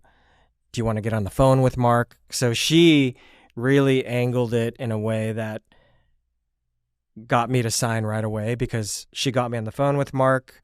Wow. She had a job for you right away. Yeah, she had a job for me instantaneously. So they found you. Okay, so you had your personal relationship with the Strokes and Julian. Yeah. Partisan finds you. Are they the only people who reached out to you at the time? No, RSA did too. Okay. And it was a very tough decision. Yeah. To go with either, but because, and I ended up calling my old Lucasfilm boss, because I was fretting over. They're both great companies, and I don't know which one to go with. It was a great problem to have two companies that were interested in you. And he's my old Lucasfilm boss said, go to where the work is. If Partisan has a Mark Ronson video waiting for you, you have to go with that one. So I signed with Partisan. Yeah. And how does signing look like for those who don't understand how this works? I think it's changed now. It's a little more casual. I think the basic thing is signing is basically you showing the production company that you're going to stay loyal to them if they're going to be working hard to build your career. Correct. And music videos, especially at the time, were about lower budget projects that were going to build your career into getting commercial work, which pays the bills better than music videos. Okay. Especially, I think music videos during the early 2000s, Hype Williams days, was, huge money makers. Yeah. But then towards the 2010s, they were more just a way to showcase a director's talent. Correct. Okay, I see. Yeah. So you signed to Partisan at that time, and then real quick, before Partisan, before you were signed, and I want to have this conversation because there's a lot of indie filmmakers or a lot of unsigned directors who might be in that position you were in before you got signed. So when you're doing the videos for The Strokes and for Julian, who produced it? How'd you even assemble a team?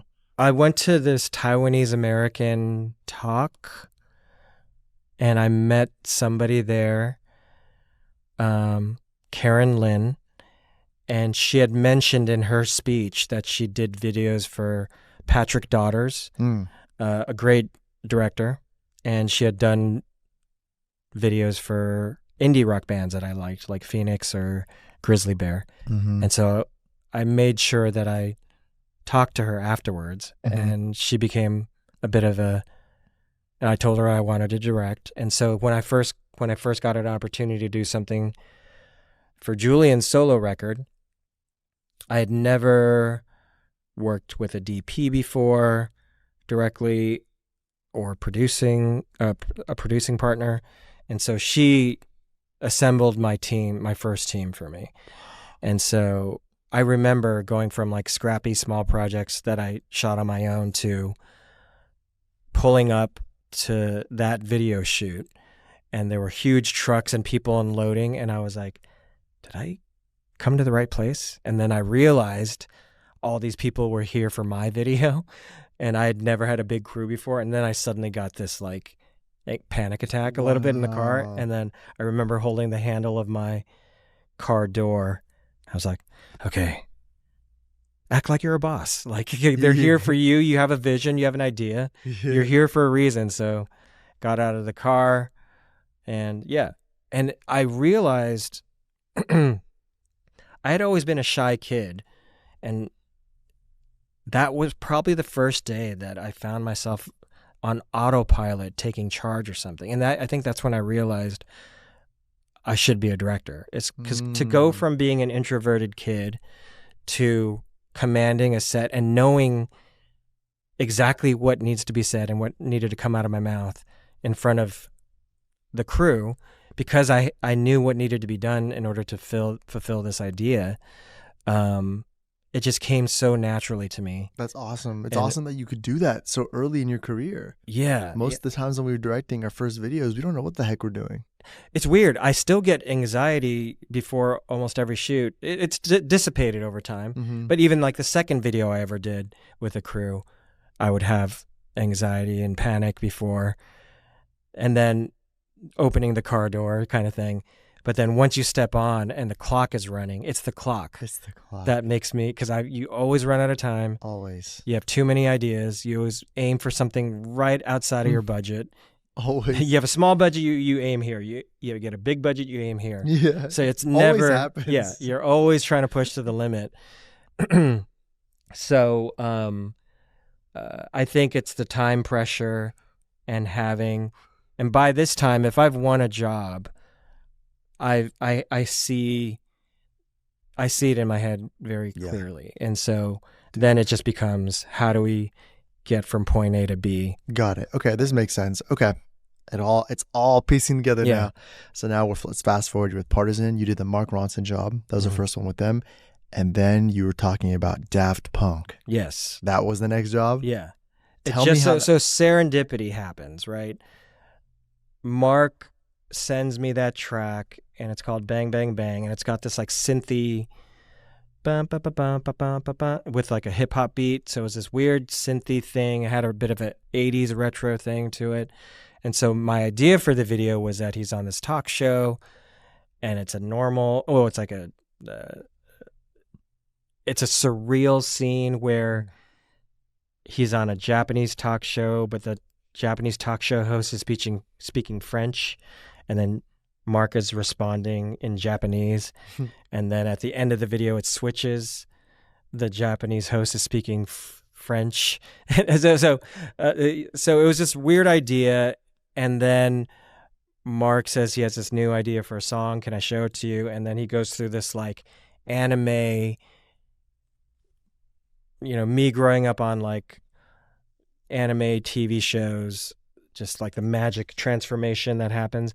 So I made the effects look a little like Back to the Future, Ghostbusters, that kind of hand-drawn over the celluloid effects where energy just looks like it's inconsistently drawn. So I figured out a way to do that for Mark's video. Okay, and then Daft Punk sees it. Or they call me in, and the first thing they do is talk to me about how they're doing the Tron soundtrack and how they love the original Tron. They love the new movie, but the original one was what inspired them as kids. And the original Tron movie had a certain analog feel, even though it was a digital movie. If you look at the old Tron movie, it has like it's all done with like photographic effects. And they saw that Mark Ronson video, and they were like, he was able to capture that throwback look with Mark's video. Yeah. And so that's why they called me in. That's cool. And that was the birth of a 10, 12-year relationship. Because like after we finished that video, they were like, we're working on our next album, and it's called Random Access Memories. And instead of, they kind of veered the other direction. Tron was this like, started to play with orchestras, but had like a synthy digital feel. For Random Access Memories, they had a goal of making an old school studio album like they'd made in the 70s and 80s. No computers, so everything they did, instead of like programming the synths on the computer, they wanted to rent all these analog synths with dials. And instead of like saving your settings on a synth, they would like tape it off and mark exactly where these settings were, so they could come up. So it had it was their reaction to electronic music. They're like, we're robots, we're affiliated with electronic music, but they're actually not very EDM sounding. They've always been a little bit outside of EDM sounding stuff. So I think Random Access Memories was their statement that they actually love the humanity, human touch. And so the whole goal with that was they're going to hire all the musicians from Thriller and the records that they loved, Paul Jackson Jr., Nile Rodgers from Chic. So they got the like who's who of all the best musicians that were still around to record this album. And so when it came time for doing the visuals, the album promos, the album cover, everything, they shot it on 65 millimeter film. Wow. Spared and wanted to do everything practical effects. So Get Lucky. Wow. Which we all co-directed together. There's a star field that Pharrell's singing on, and the stars are... Oh, yeah, I remember this. Yeah, and it's this kind of cool anachronistic thing of like, they were like, when they told me the idea, they're like, Pharrell's going to be like this very slick guy, like Michael Jackson, Billie Jean jacket, and very suave and cool, and then mixing him with these random robots playing drums and guitar could be a really nice visual. And And that's not even a music video. It's a commercial. They didn't want to do music videos.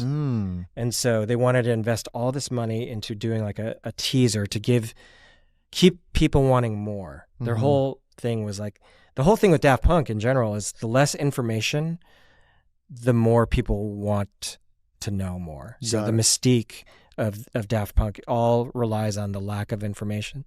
So they said, let's just tease them with this Get Lucky 30-second thing and keep people wanting more. Yeah. So instead, when they were coming up with ideas for the set for Get Lucky, they were like, well, we just want them playing in a star field moving behind. So I'm like, okay, well, we'll put stars in After Effects and just do it in post. And they're like, no computers. Like, so they wanted practical. They wanted practical. So what they did, this is the most insane way to get a star field that's moving.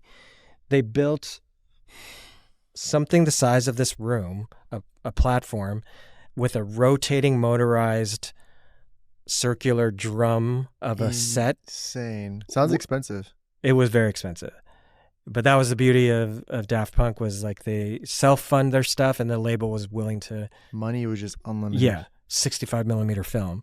Freaking insane. And so dude, to get the star fields to twinkle, oh my God, they cut holes in this giant rotating set. Oh my God, that's awesome. And that's then awesome. That's awesome. That's awesome. In order to get the stars to twinkle, just give it that little subtle on off, there's lights shining into the holes, and then there's, at a party when you have Mylar? Yeah.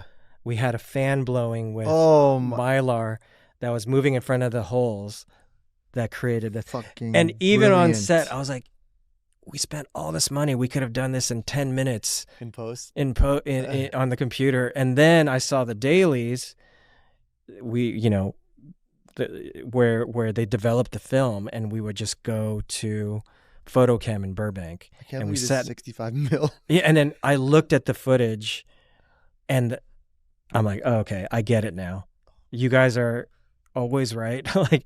like the stars, because we put star filters over it. The stars had all these subtle colors. Like when it flare through those holes, it would streak in like blue to white to yellow to gold to red to purple, like this chromatic subtle thing that just gives it that edge. And it's that attention to detail that I picked up from them. Like their helmets, like they got, the first helmets were done by Tony Gardner, who they worked with for a long time, who did Child's Play, Chucky. He also did our Instant Crush video. But they also work with a studio called Ironhead, where they've got helmets for that album that were like real gold plated and like perfectly, sculpted to their dimensions and everything. And you could see the difference, because anytime you see a fake Daft Punk costume, it's that 10% extra that they give that makes it look like miles different. That makes sense. So yeah, dude, that's iconic. So that was my second film school, like getting to like shoot on 65 millimeter, build big sets. When we did Instant Crush, I was able to bring two of my favorite collaborators together. Introduced Julian from The Strokes to Daft Punk. They make this amazing song, and so luckily you made that happen. Yeah. Dude, what the frick? So the funny thing that happens was, after I shot, and you asked, do the artists I collaborate with get kind of annoyed that I'm working with closely with other artists? It wasn't the case this time. Like Julian and I were having dinner with his manager one night. He's like, dude, you work with Daft Punk on the Tron video. What were they like? And I was like, why is Julian asking about Daft Punk? Like, I would not picture Julian being a Daft Punk fan. You have like kind of garage rock, indie rock kind of stuff. And then you have Daft Punk, which is considered more electronic dance music. Yeah. And then he's like, there's a song called Veritas Quo that Daft Punk does. And he's like, it's so beautiful. I put it on when I'm driving at night, and it makes you just want to like cry. It's so beautifully written. And then I went home and I played the song, and it's a slow, like Baroque classical loop, and then the beat kicks in. I'm like, oh, okay, I get it. This is totally the same type of chords that Julian likes. And so I go to Daft Punk's manager and I said, would these guys ever want to meet Julian or collaborate with him? And fortunately, the Daft Punk guys had the same compliments for Julian. They were like, there's nobody that writes better guitar solos than Julian Casablancas. And Daft Punk was a punk band before they became an electronic band. I see. And when they first saw the Strokes, they said, damn it, these guys nailed what we were trying to do. So there was this kind of brotherhood of common taste between Julian, me, and Daft Punk. And so when they wrote Instant Crush, I remember being invited to Electric Lady. First of all, Julian meets them without me. And then he tells me after the meeting, I'm like, how'd the meeting go with Daft Punk? And he's like, dude, thank you for introducing me to them because they played me some demos, which one ended up being Instant Crush. And he said one of the demos has that Veritas Quo powerful chord, kind of a little bit of classical Baroque quality to it. And then he's like, that one immediately spoke to me. And he's like, I have to work on that song. So they invite me to the studio in New York months later, and they're finishing the final tracking for the last vocals. But that was the first time I heard the song in the studio at Electric Lady, this legendary studio in New York. And the chorus comes and it blasts with that keyboard hook. And I was like, oh man, this is my new jam. This is awesome. Exactly what I was hoping it would be. Yeah. And so, of course, Tomas says, because you're the one that brought us together for the song, you should be the one to direct the video. Yeah. And so at this point in the promotion cycle, Daft Punk wasn't even in LA at the time. So they said, you just direct it on your own and shoot it on film, do everything practical. That was their only, requirement. So Julian is built as this wax mannequin in that video. And at the very end, we had to melt him practically, which was so much fun because we used real fire in this studio, lit everything on fire as the mannequins are melting. And then we cut to this close-up of Julian's mannequin melting, and it's made out of paraffin, some kind of waxy material. And it took us about half an hour to melt it, and it's all of us on set standing. Everybody has a hairdryer right outside of camera, and we're just blasting the hairdryer trying to get him to melt. And it took about half an hour, and then we sped it up 5,000% to get it to melt on camera at the end. Yeah. But yeah, I feel like it still hasn't been matched, that type of ethos of wanting to do things in camera the old-fashioned way. No, VFX is too easy now, so now everybody does VFX. Exactly. It's too accessible. So maybe that could be the last time I get to do something that analog. Let's hope there's artists who still appreciate the craft, Yeah, with the budget. With the budget, too. Was that millions of dollars, you think, each Daft Punk video? I don't know the exact numbers. I was kind of left out of those conversations. Yeah. But I could tell that no expenses were spared. Yeah.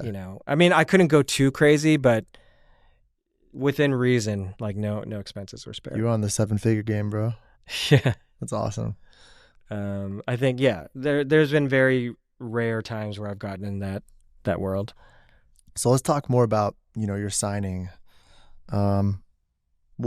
Is it worth for a director to still get signed today? No.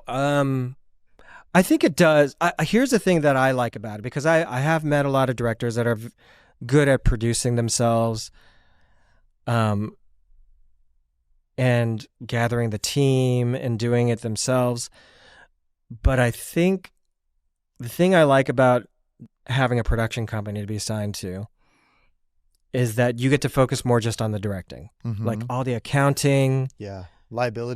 Liability, hiring a producer, using the company's insurance, having an office to work out of, that, professional office to work out of is important.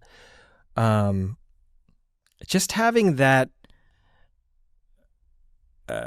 infrastructure, no matter what the production company is, and reps to help you. Because, to this day, I would say it's 50-50. I get some that the artists reach out to me or I've worked with before, or they've heard about me. And then half of them, you know, like Doja Cat and Dua Lipa were through my reps because I had no connection to them. And it was your standard, you're competing against a few other directors, come up with an idea. Was it Lark who got you those jobs? Who? Lark? Or who reps you? Or is it Nicole O'Connell, and she's been my rep for a long time. Heart? Heart represents. Okay, yeah. okay. Yeah. Got it. So I think she represents Tanu and a bunch of other directors. Nice. So she got you those ones. So she's the one that got me Kiss Me More. Were those single bids? No, I think I competed against a few people. I love that. But video. it was one of those great things though, because Doja was even willing to do a Zoom with people that were bidding on it, and did I do a Zoom with her before or after I got? No, you know what? I did a Zoom with her after I got the job. Okay. So, but I had good communication, I think, with Brett, her creative director. Oh yeah. Brett's dope. And so Brett, it was. Every artist is different. Sometimes their creative directors or the artists themselves have an idea. Sometimes the artists don't have an idea. But with Brett, it was they had Planet Her, the concept already. They had a deck for it, and they said, you know, there's going to be all these sides to Planet Her. Yeah. There's going to be the beautiful side. There's a dangerous side. There's all these different aspects to Planet Her. But it was fun because I was the first. I kind of got to set the tone for the whole for the album because there were no videos at that time, and so I got the deck, and the assignment was you're going to be doing the sweet, beautiful side of Planet Her, so cotton candy pink. So they had these references in there, and there was already like descriptions in there where they were like, we're really going to take Doja to like a really high fashion, pushing the boundaries of fashion and styling. World. So with those ingredients, and just hearing the song being very sweet and cute, almost, and Doja herself has described the song as being a very sweet, like kissing somebody for the first time. Kiss me. Yeah, such a catchy song. I love it. But then, so I was like, okay, I'm gonna do this sweet video, and that's the thing, is like expanding my palette. Because I had not done very many sweet things. All of my stuff sometimes has a dark tone or a more masculine tone. That leans really pop. Yeah, that was very, very pop with pink. And I like pink is probably my least favorite color, but that was part of the deck, so I had to embrace it. So I think the way I found myself connecting to the concept was, okay, I'm going to go super sweet. This astronaut crash lands on this planet. Planet Her, they called it. Planet Her. And then he sees these goddesses, and it was my idea to do him tiny because he's a mere earthling, and then there's these giant goddesses that are big. Chris Ripley shot it, and it was so much fun. And Chris's idea was to do it all in camera with painted backdrops, instead of doing green screen. So all those backgrounds that Doja and SZA are in front of, most of them are painted backdrops that we rented. So that's what gave it this great in-camera, almost a 60s feel. Yeah. And I remember that pink scene where Doja is all pink. Yeah. And it was a trip until I saw it in person. I'm like, oh, do you really want to paint her pink? I feel like that's going to not look right. Yeah. But goes to show you she had vision. Yeah. And once I saw it on camera, I'm like, oh, it's really cool. And the glam, they did a good job with that too. Yeah. Yeah. Her hair makeup team, they're all amazing. Bro, you look like the lead. Was that intentional? Thanks for the compliment, but no one's that handsome. What do you mean, man? Alex Landy is such a chiseled creature. Bro, you're a god, man. But yeah, no, it's funny though, because like when you're around somebody like Alex Landy, I'm like, damn, I need to do push-ups. I got to get in shape. Whose idea was it to get him as the lead? That was actually Doja's idea. Oh, really? Everybody thought I was doing like this kind of representation thing, getting an Asian. I thought so. I thought so. You know, a lot of people would think that was my idea, but I embraced it. The fact that we did it. Once she said that, I was like, yeah, fuck yeah, let's get an Asian lead. But that was all her idea. Sick. So maybe, yeah, she's ahead of the curve. What was I saying? Yeah, so when Chris Ripley set up the little mountain range, and that was fun. Like the mountains are made up of little tarps thrown over like rocks. Yeah. And then Doja laid down, and we had these miniature palm trees, and then the painted backdrop. That was the only time she looked at the monitor. She's like the first pop star that I've seen that just looked at the monitor once.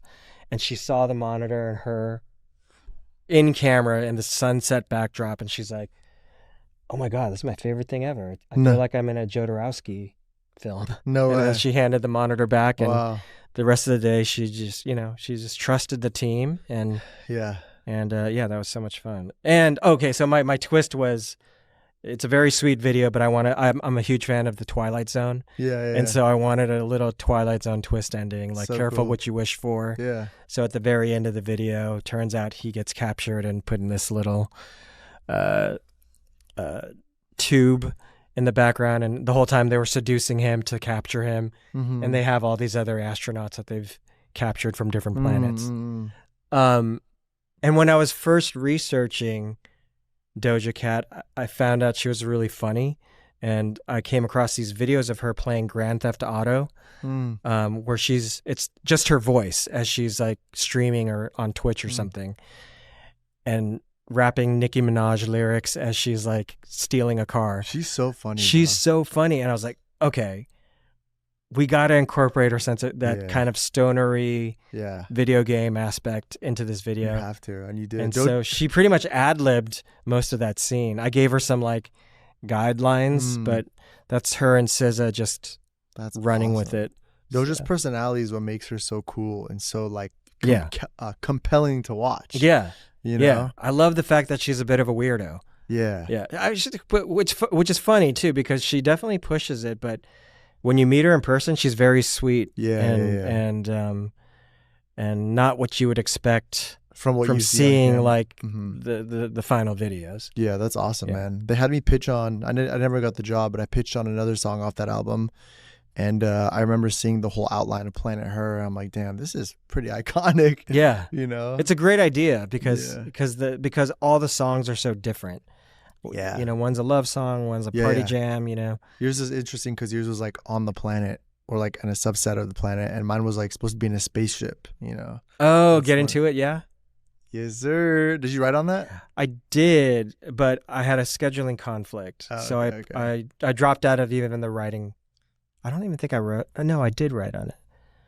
I can't remember. God, I had the sickest idea, bro. Yeah. I thought I'm friends with the director that did the final one, Mike Diva. But I met him years later. Oh, okay. But yeah, it's always a trip when you meet somebody that, and like you, we both wrote on it or had an idea for it. That's a trip.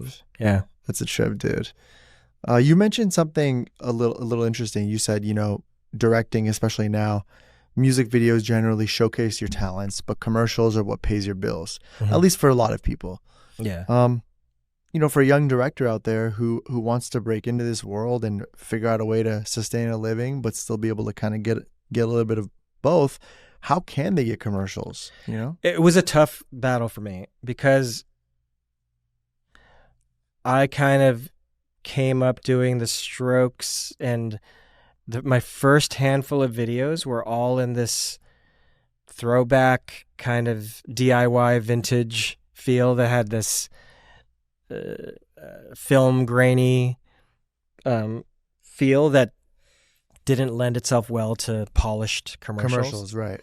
So it wasn't until I did this video for Electric Light Orchestra. It's a 70s band called ELO. Okay. And they had a really beautiful ballad, that song that came out 2015, I think. And I had this idea.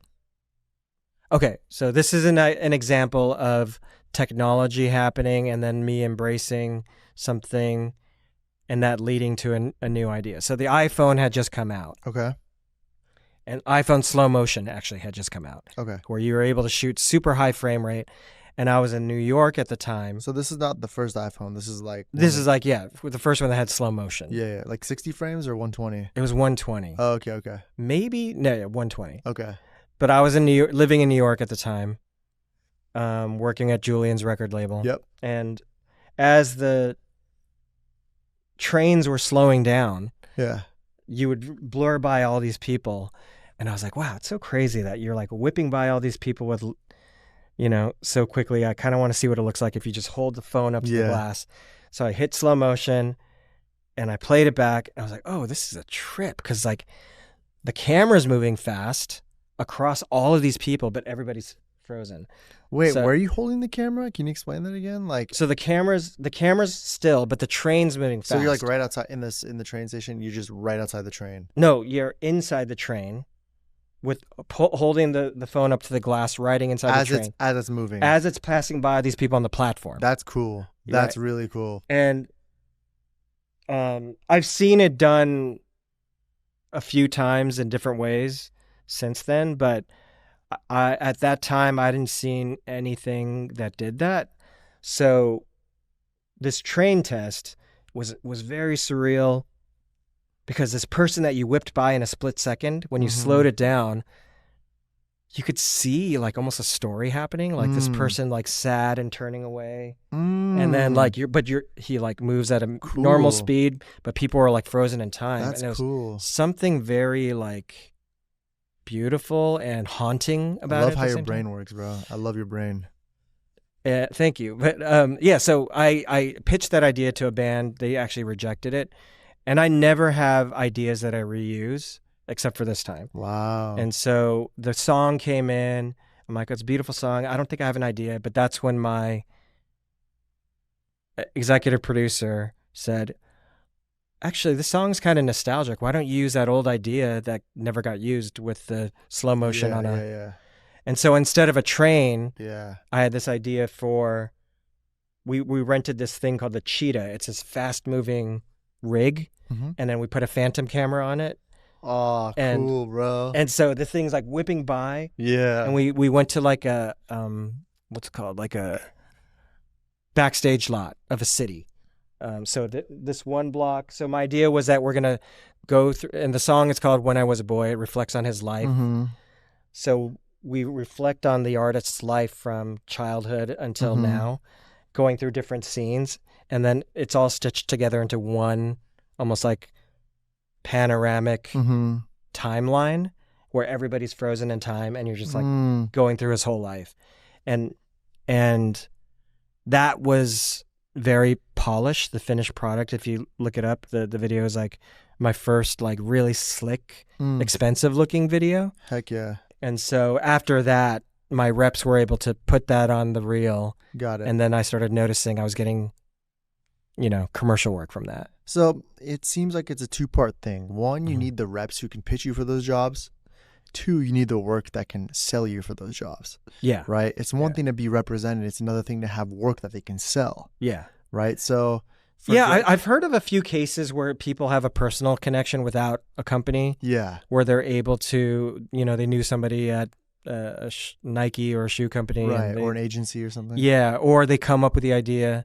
There are some great examples of people that are at a company that still came up with the idea, like that Megaforce Burberry. Oh my ad. God, I love that. Incredible. It's like one of my It's literally one of the best ads of all time. They did, I think, two of them. They did the flying one, and then they did one where the snowballs are falling through the streets and they're dancing around London.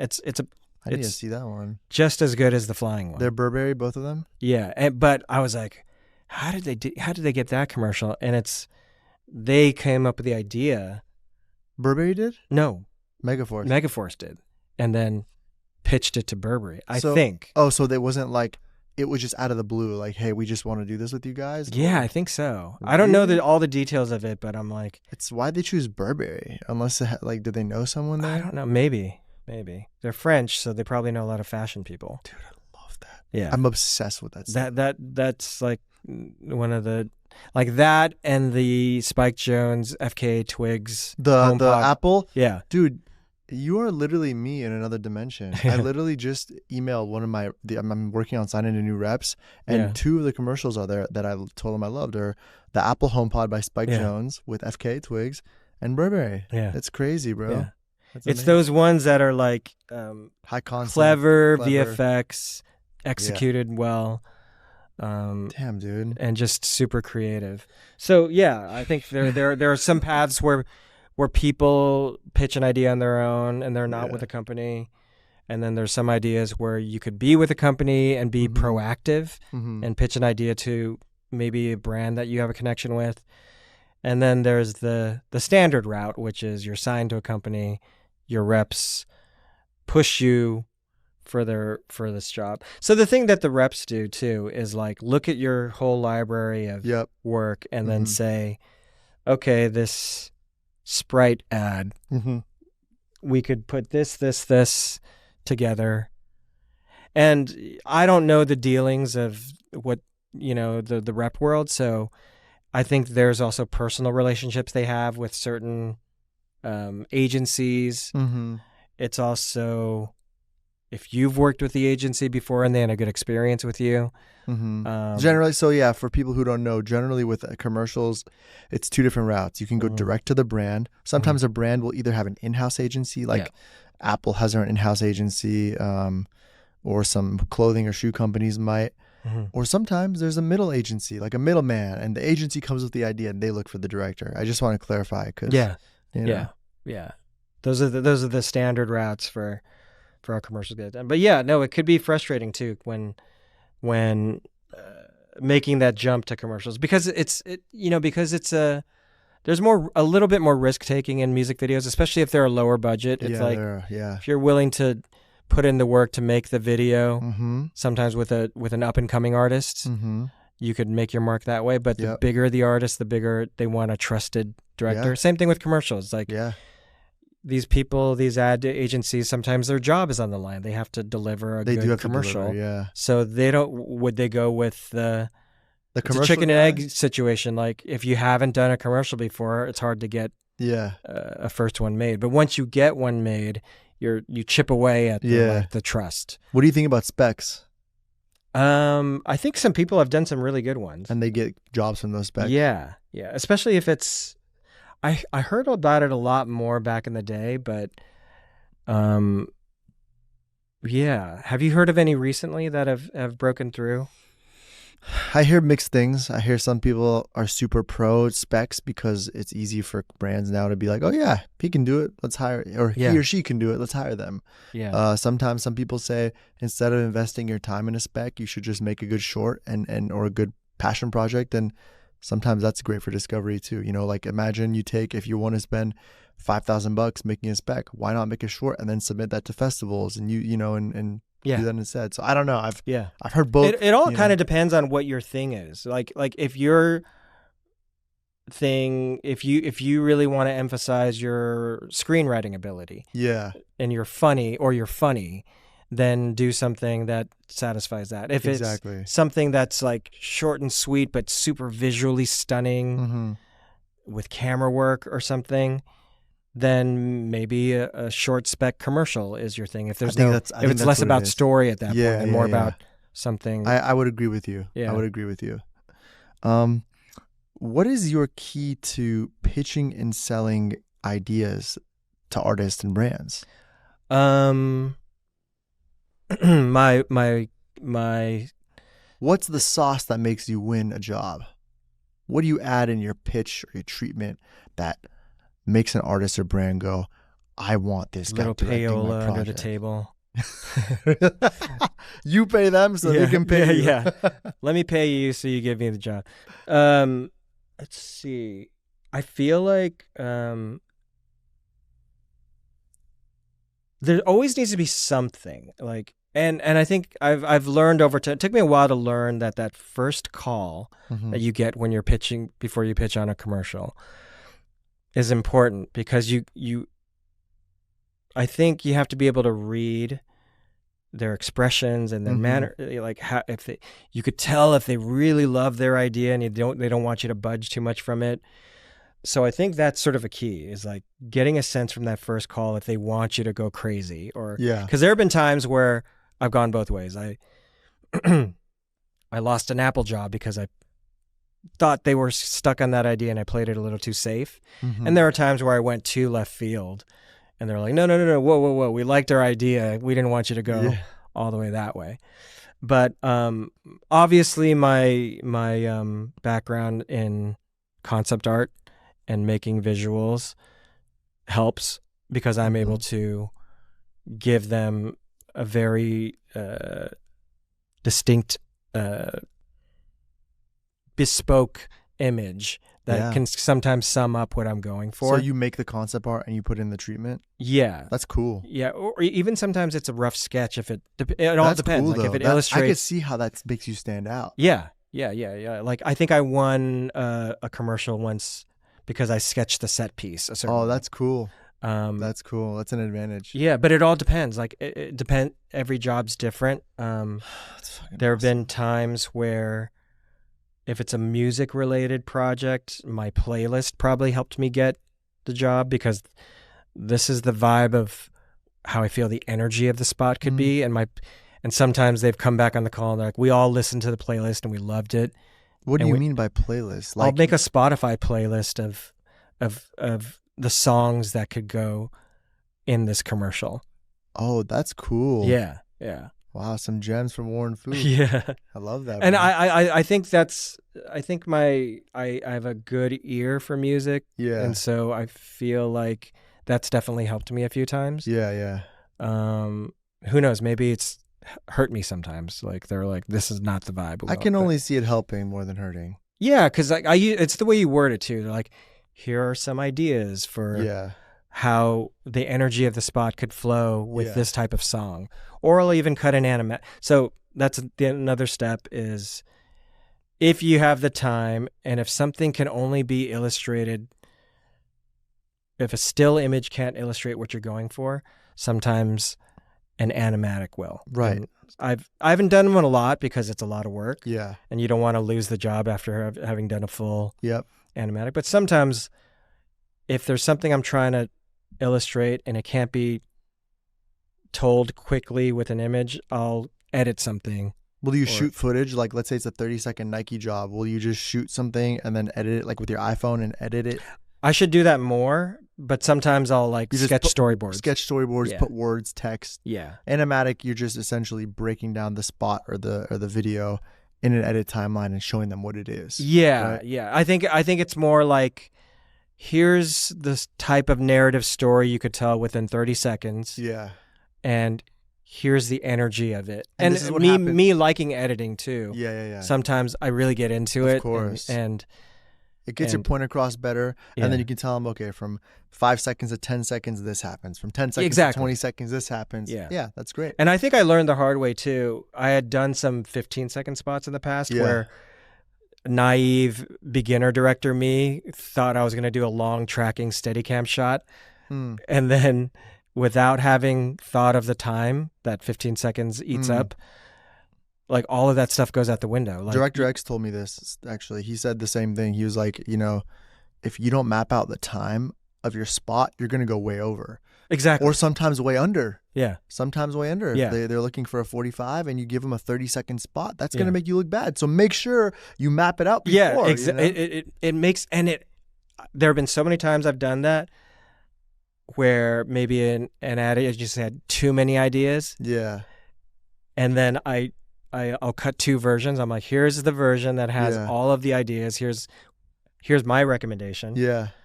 It's 2 of those 3 ideas. Mm-hmm. And then they see that and they're like, oh yeah, you were right. Like we can see now, like 30 seconds goes by super quick. Yeah. And if you jam too much information, the viewer's going to get none of it. Yeah, exactly. It's just all becomes just a barrage. Exactly. So. You did a video with Billy Joel, Turn the Lights Back On. Yeah. Insane video. Oh, thanks. I'm obsessed with it. I noticed that it's basically transitioning seamlessly of him on the piano throughout his life or ages, right? Were you using deepfakes, AI? What technology did you use to? Yeah, it's interesting because I co-directed that with a songwriter. His name's Freddie Wexler. Cool. He had the idea to use AI. It was his idea to use a deepfake company. What year was this? This was last year. Okay. 23 or 24? It was 20. End of 23, actually. Okay, yeah, okay. So this stuff was very new. I think it was the same company that did the Kendrick video where the red backdrop, the Heart Part 5. Yeah, he was changing to like Kobe's face and Will Smith's face and right. So this company is owned by the South Park guys, Trey Parker, Matt Stone, and it's called Deep Voodoo. That's the company that did it. And so Brian Younce, who's a good friend of mine now, we've worked on a lot of videos together over the years. He's the head of music videos for Columbia. He reaches out to Brian me. Younce? Huh? Wait, Brian Younce? Brian Younce. Oh, yeah, Brian Younce. Yeah. I know Brian. So he reached out to me about doing the Billy Joel video. He's like, do you want to co-direct this with a songwriter? And they want to use AI to de-age Billy. And my first reaction was no, because this is when AI was starting to bubble up, and I have a lot of friends that work in concept art whose jobs are, on the line because of AI, and it just felt a little ick to me. Especially at that time. Yeah, especially at that time. And so my initial reaction is like, I don't want to be affiliated with anything AI. Mm-hmm. And so I said no. And then Brian calls me back. He's like, at least get on a Zoom with Freddie and hear the song. And so I get on the Zoom, and it was like, he gave me the whole backstory. It's Billy's first song in since 1990. It's been like, yeah. And then he plays a song. I'm like, okay, this is gorgeous. Yeah. And so then the thing unlocked for me where I'm like, okay. And he said, this is not like some deep fake that's hurting somebody. It's Billy saying, I'm not going to do a video unless, because like Billy said, I don't want to do a video now. I don't look like I did back in the day. Who wants to see me at this age doing a music video? And so in order for him to do a music video, Freddie already pitched him on this idea of de-aging him. Mm-hmm. So I get on the Zoom, and Brian's like, this is a very like kosher project because Billy himself wants to do it. We're not stealing footage from anywhere. We're actually taking Billy's actual archives and training a face off of those things. And it's so tasteful. It has a purpose. And then so when I heard the song, I said, okay, this is why I'm going to sign on. It's because it's a beautiful song and it's a wistful nostalgia. And my favorite projects that I work on are mostly bittersweet. I like the happy, sad sort of things that make people cry. So I said, okay, this song is a powerful song. I can make something bittersweet with this. And so, worked with Freddie, started brainstorming ideas. And then it was my idea to do a motion control, like single shot where it goes from him to a smoking ashtray. Then he's like, back to being in the 70s, Billy. And then it turns away to this ceiling and it comes back and it's the 80s guy. So just trying to find ways to make it look elegant, which I hadn't seen done with the face replacement stuff, where it's like a single shot and elegant. Was that motion control? Or? It was motion control. It was, and okay. probably the last time I'll do motion control because it's so hard. It's hard, yeah. Hard to do motion control in music videos because usually music videos have to be done within a day or two, and during the it takes a lot of pre-production. A lot of pre-production because those computers on those motion controls are like from 1990. What? Like they're like it looks like they're on Windows XP or something. Yeah. but yeah, I just found it very difficult to like. And you have to be very precise with your timing because you're like matching lyrics and. Yeah, and so I realized it was a very difficult. So in the end, the motion control had a little bit of issues, and we weren't able to get the end of it. We ran out of time. No. And also, the last part where the motion control comes around to the profile wasn't a very flattering shot. And it's not like you can just reprogram it. And you can't just reprogram it really quickly. So during the edit, I decided, like, we're basing all this archival footage of Billy. I'm like, what if it's like your life flashing before your eyes? What if we took all this archival footage? It's a single shot, but up until the end, we start to like his life flash before his eyes. And we actually use real footage of him with his daughter, playing the show, jumping up and down on stage, and we cut that in. And some people's reaction is like, some of the label people were like, why would you use real footage of Billy when we just spent all this money on this like expensive deep fake thing? And I was like, no, but there's something emotional about seeing the real him at the end. And it kind of, if anything, throws people off, because it's like, here's the real footage of him. And so what's real? And so it kind of creates this blending, seamless blend of it.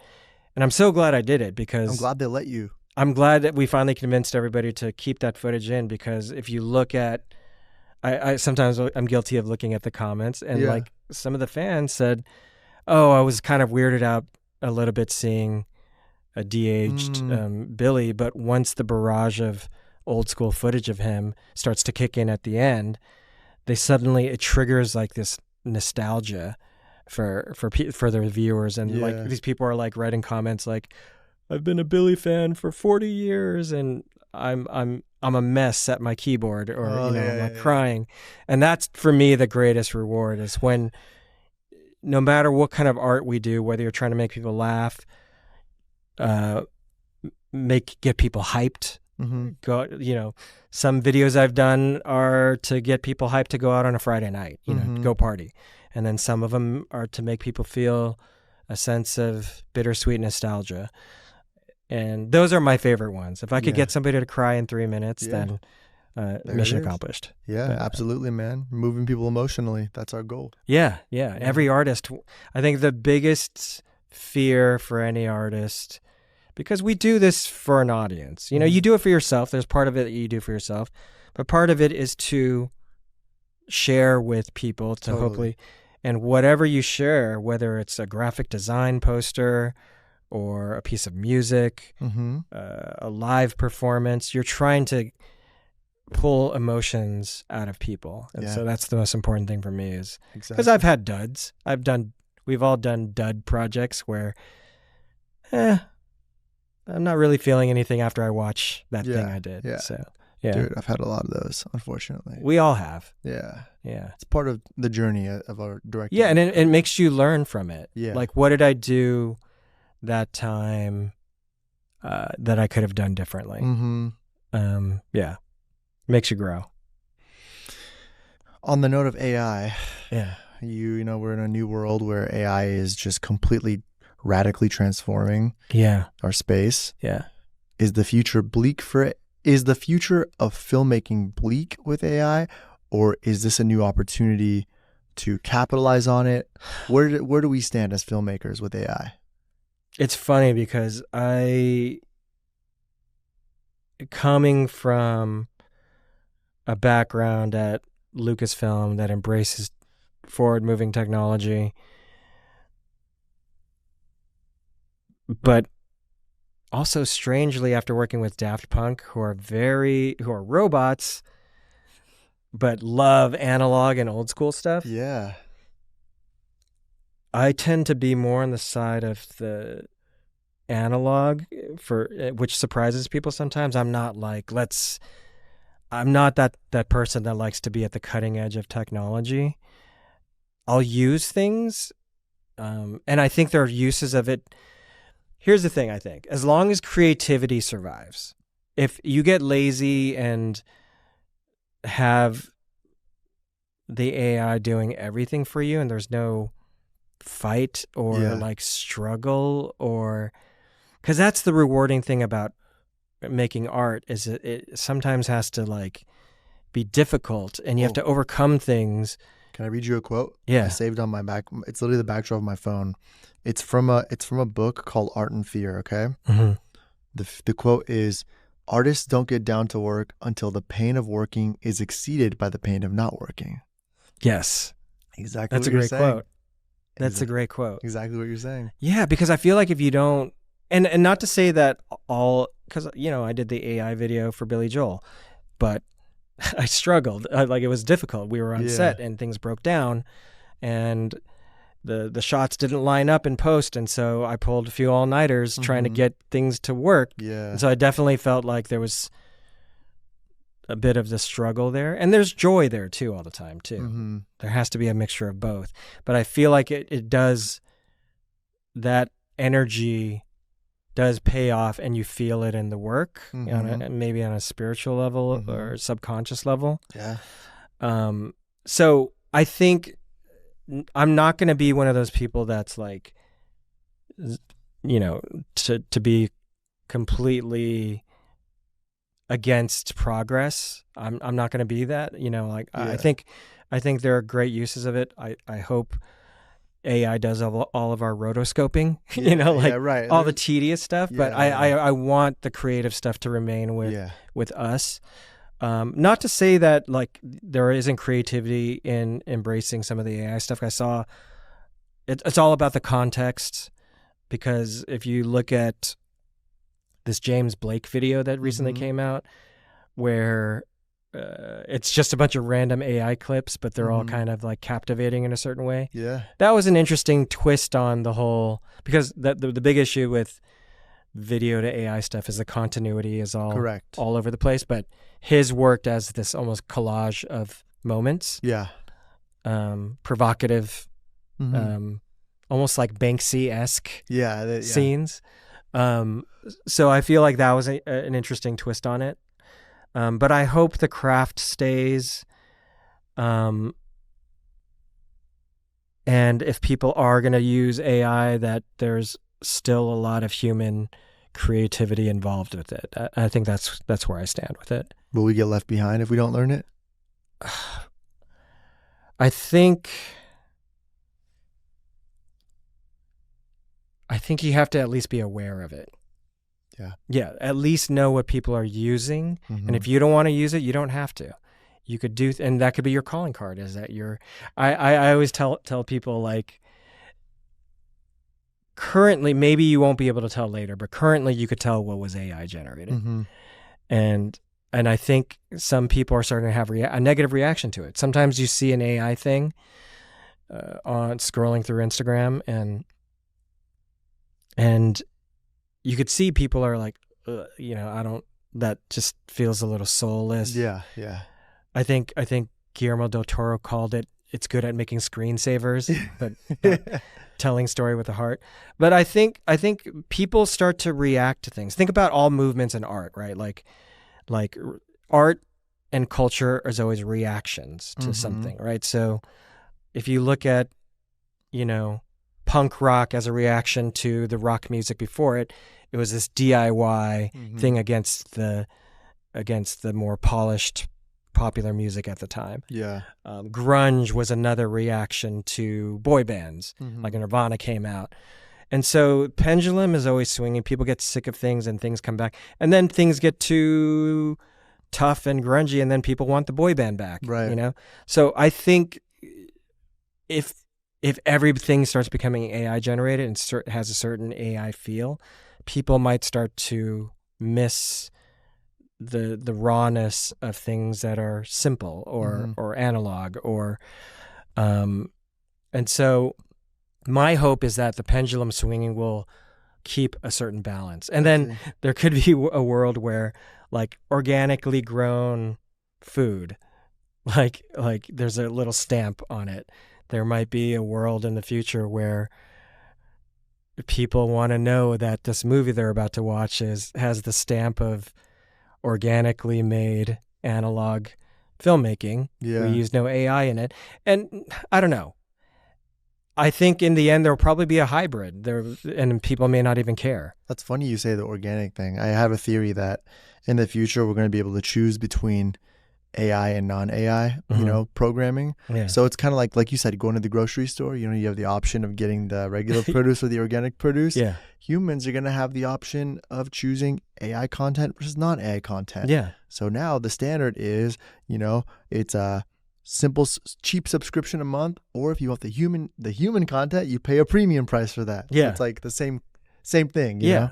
Yeah. Like, just like I was saying, like humans are so complex and we react to certain things a certain way. So like imagine if everybody's doing AI created artwork, some people might get tired of it and like really get into paintings, like analog paintings, or some people are going to love like video game-esque superhero AI generated entertainment. And then some people, or even maybe those same people, get sick of it and want to go see a stage play. What I'm already finding is that I'm going to the movie theater more because of distractions that we have with TV. Yeah, so many distractions. Yeah, Even like just I'm like, being- who's that actor? And I go in this wormhole of like Googling. I've seen that actor before. Let me just go down this rabbit hole, and then I'm like, I haven't finished the show in 2 hours. So I love going to the theater now to put away my phone and have this experience that's fully immersive and engulfing on a big screen. Yeah. And so I hope that's because, I want to be able to make movies and do TV, do it all. What's next for you, man? I would love to. I mean, I'm working on a feature-length narrative documentary concert film now. Nice. Which is a sort of a reverse storytelling thing where you're taking the elements and then shaping the story. Yeah. But it's still narrative, so I find it fascinating in that sense. I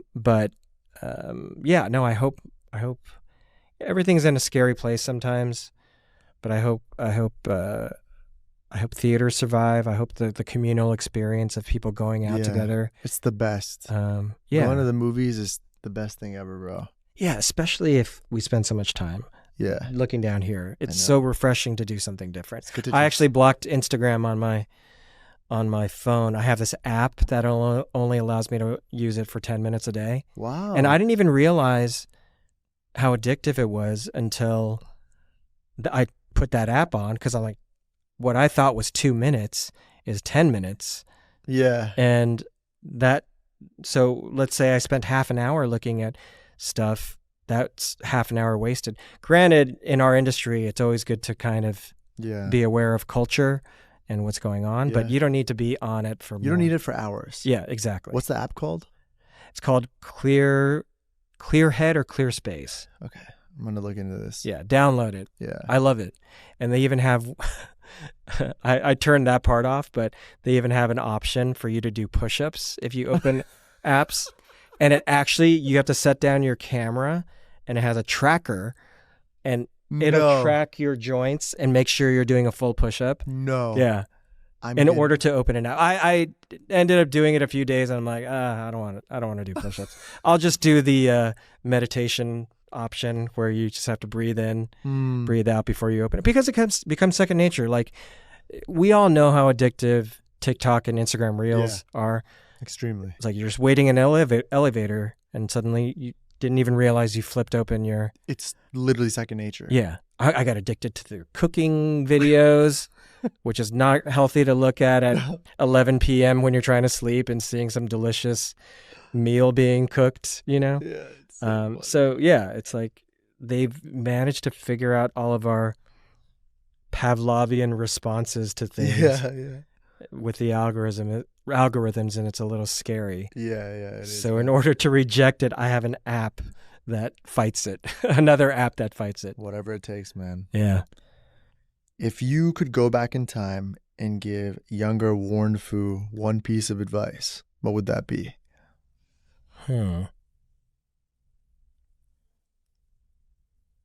It's a good question. You'll have to edit out all the pausing. Dude, don't even worry. Take your time. I got you.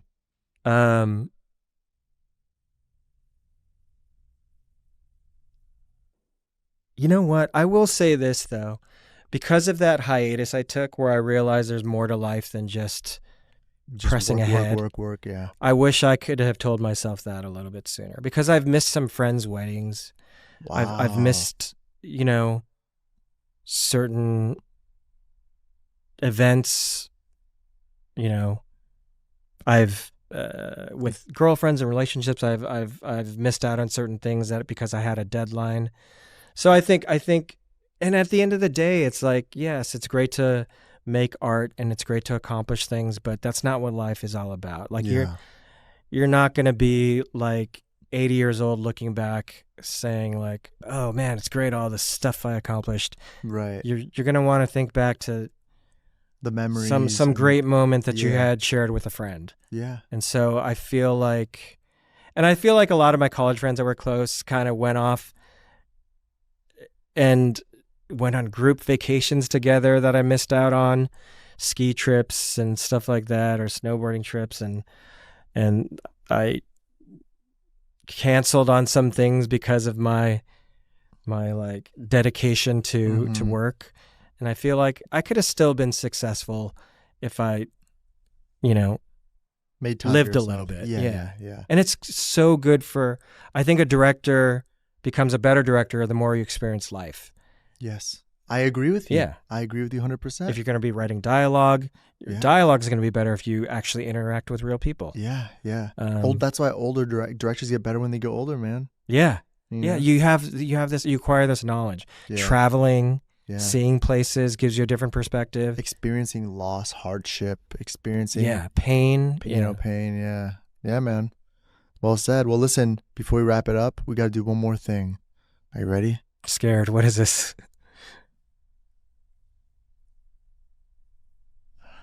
We're switching the vibe.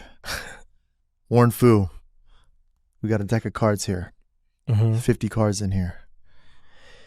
Each card has a question on it.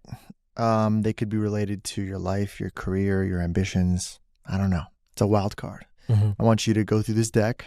I want you to shuffle.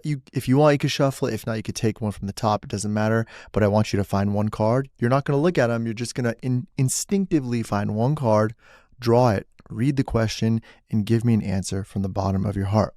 Okay. Are you ready? Yeah, I'm ready. Let's do it. Wow, custom branding. Yes, sir. You don't mess around with anything. Bro. Everything's professional. You already know how it is, man. Okay. Just going to randomly choose one. This one looks good. What's one thing you'd like to teach others? Painting. Painting? Yeah. I feel like I could see myself when I'm done directing, going back, especially with our technology getting more and more advanced, I could see myself going back to an art form that I started when I was young and teaching young kids, because I feel like that teacher, Esther Taylor, this lady down the street from my house, in my painting classes in 4th grade, those things have resonated into probably all the different forms of art that I got into that make up directing.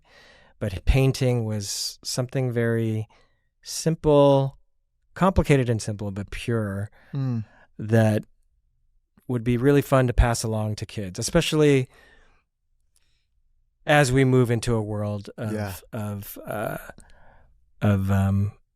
more and more technology. I think something painting with kids would be really fun to do later.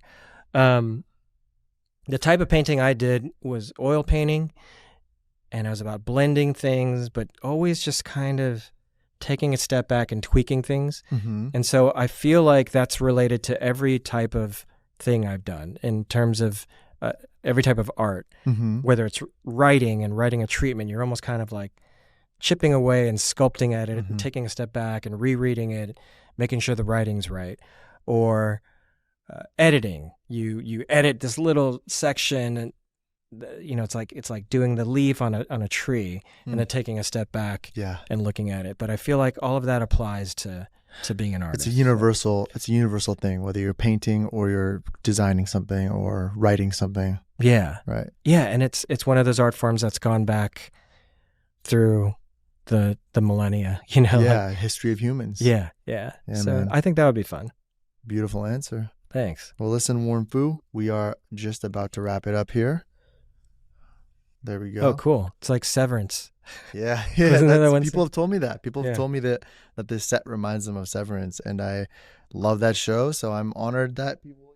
Yeah, no, I'm going to be watching season 2 soon. Yeah, dude, I'm excited, man. I'm excited. Have you watched it? I saw season 1. I'm looking forward to checking out the new season. Yeah. But yeah, man, thank you for coming. Thank you for having me. It was so much fun talking. Yeah, I love your insight. We have so much in common, and it's crazy to see, even just talking from one director to another, how much there's like so many universal themes. So many shared experiences that we have, and then I think our taste and the way that we're drawn to certain things probably led us here today. Yeah, man, for sure. Yeah. But thanks everyone for watching. Y'all know what to do. Please help grow this show. We are here to inspire and educate the next generation of creatives and filmmakers, such as this amazing individual himself. But thanks y'all for watching. Thank you for being here. Thank you for coming, Warren. But most importantly, I want to give a big round of applause to ourselves. Let's go, baby. Thank you, bro. Great way to wrap it up. That was perfect. Thank you, bro. Thanks.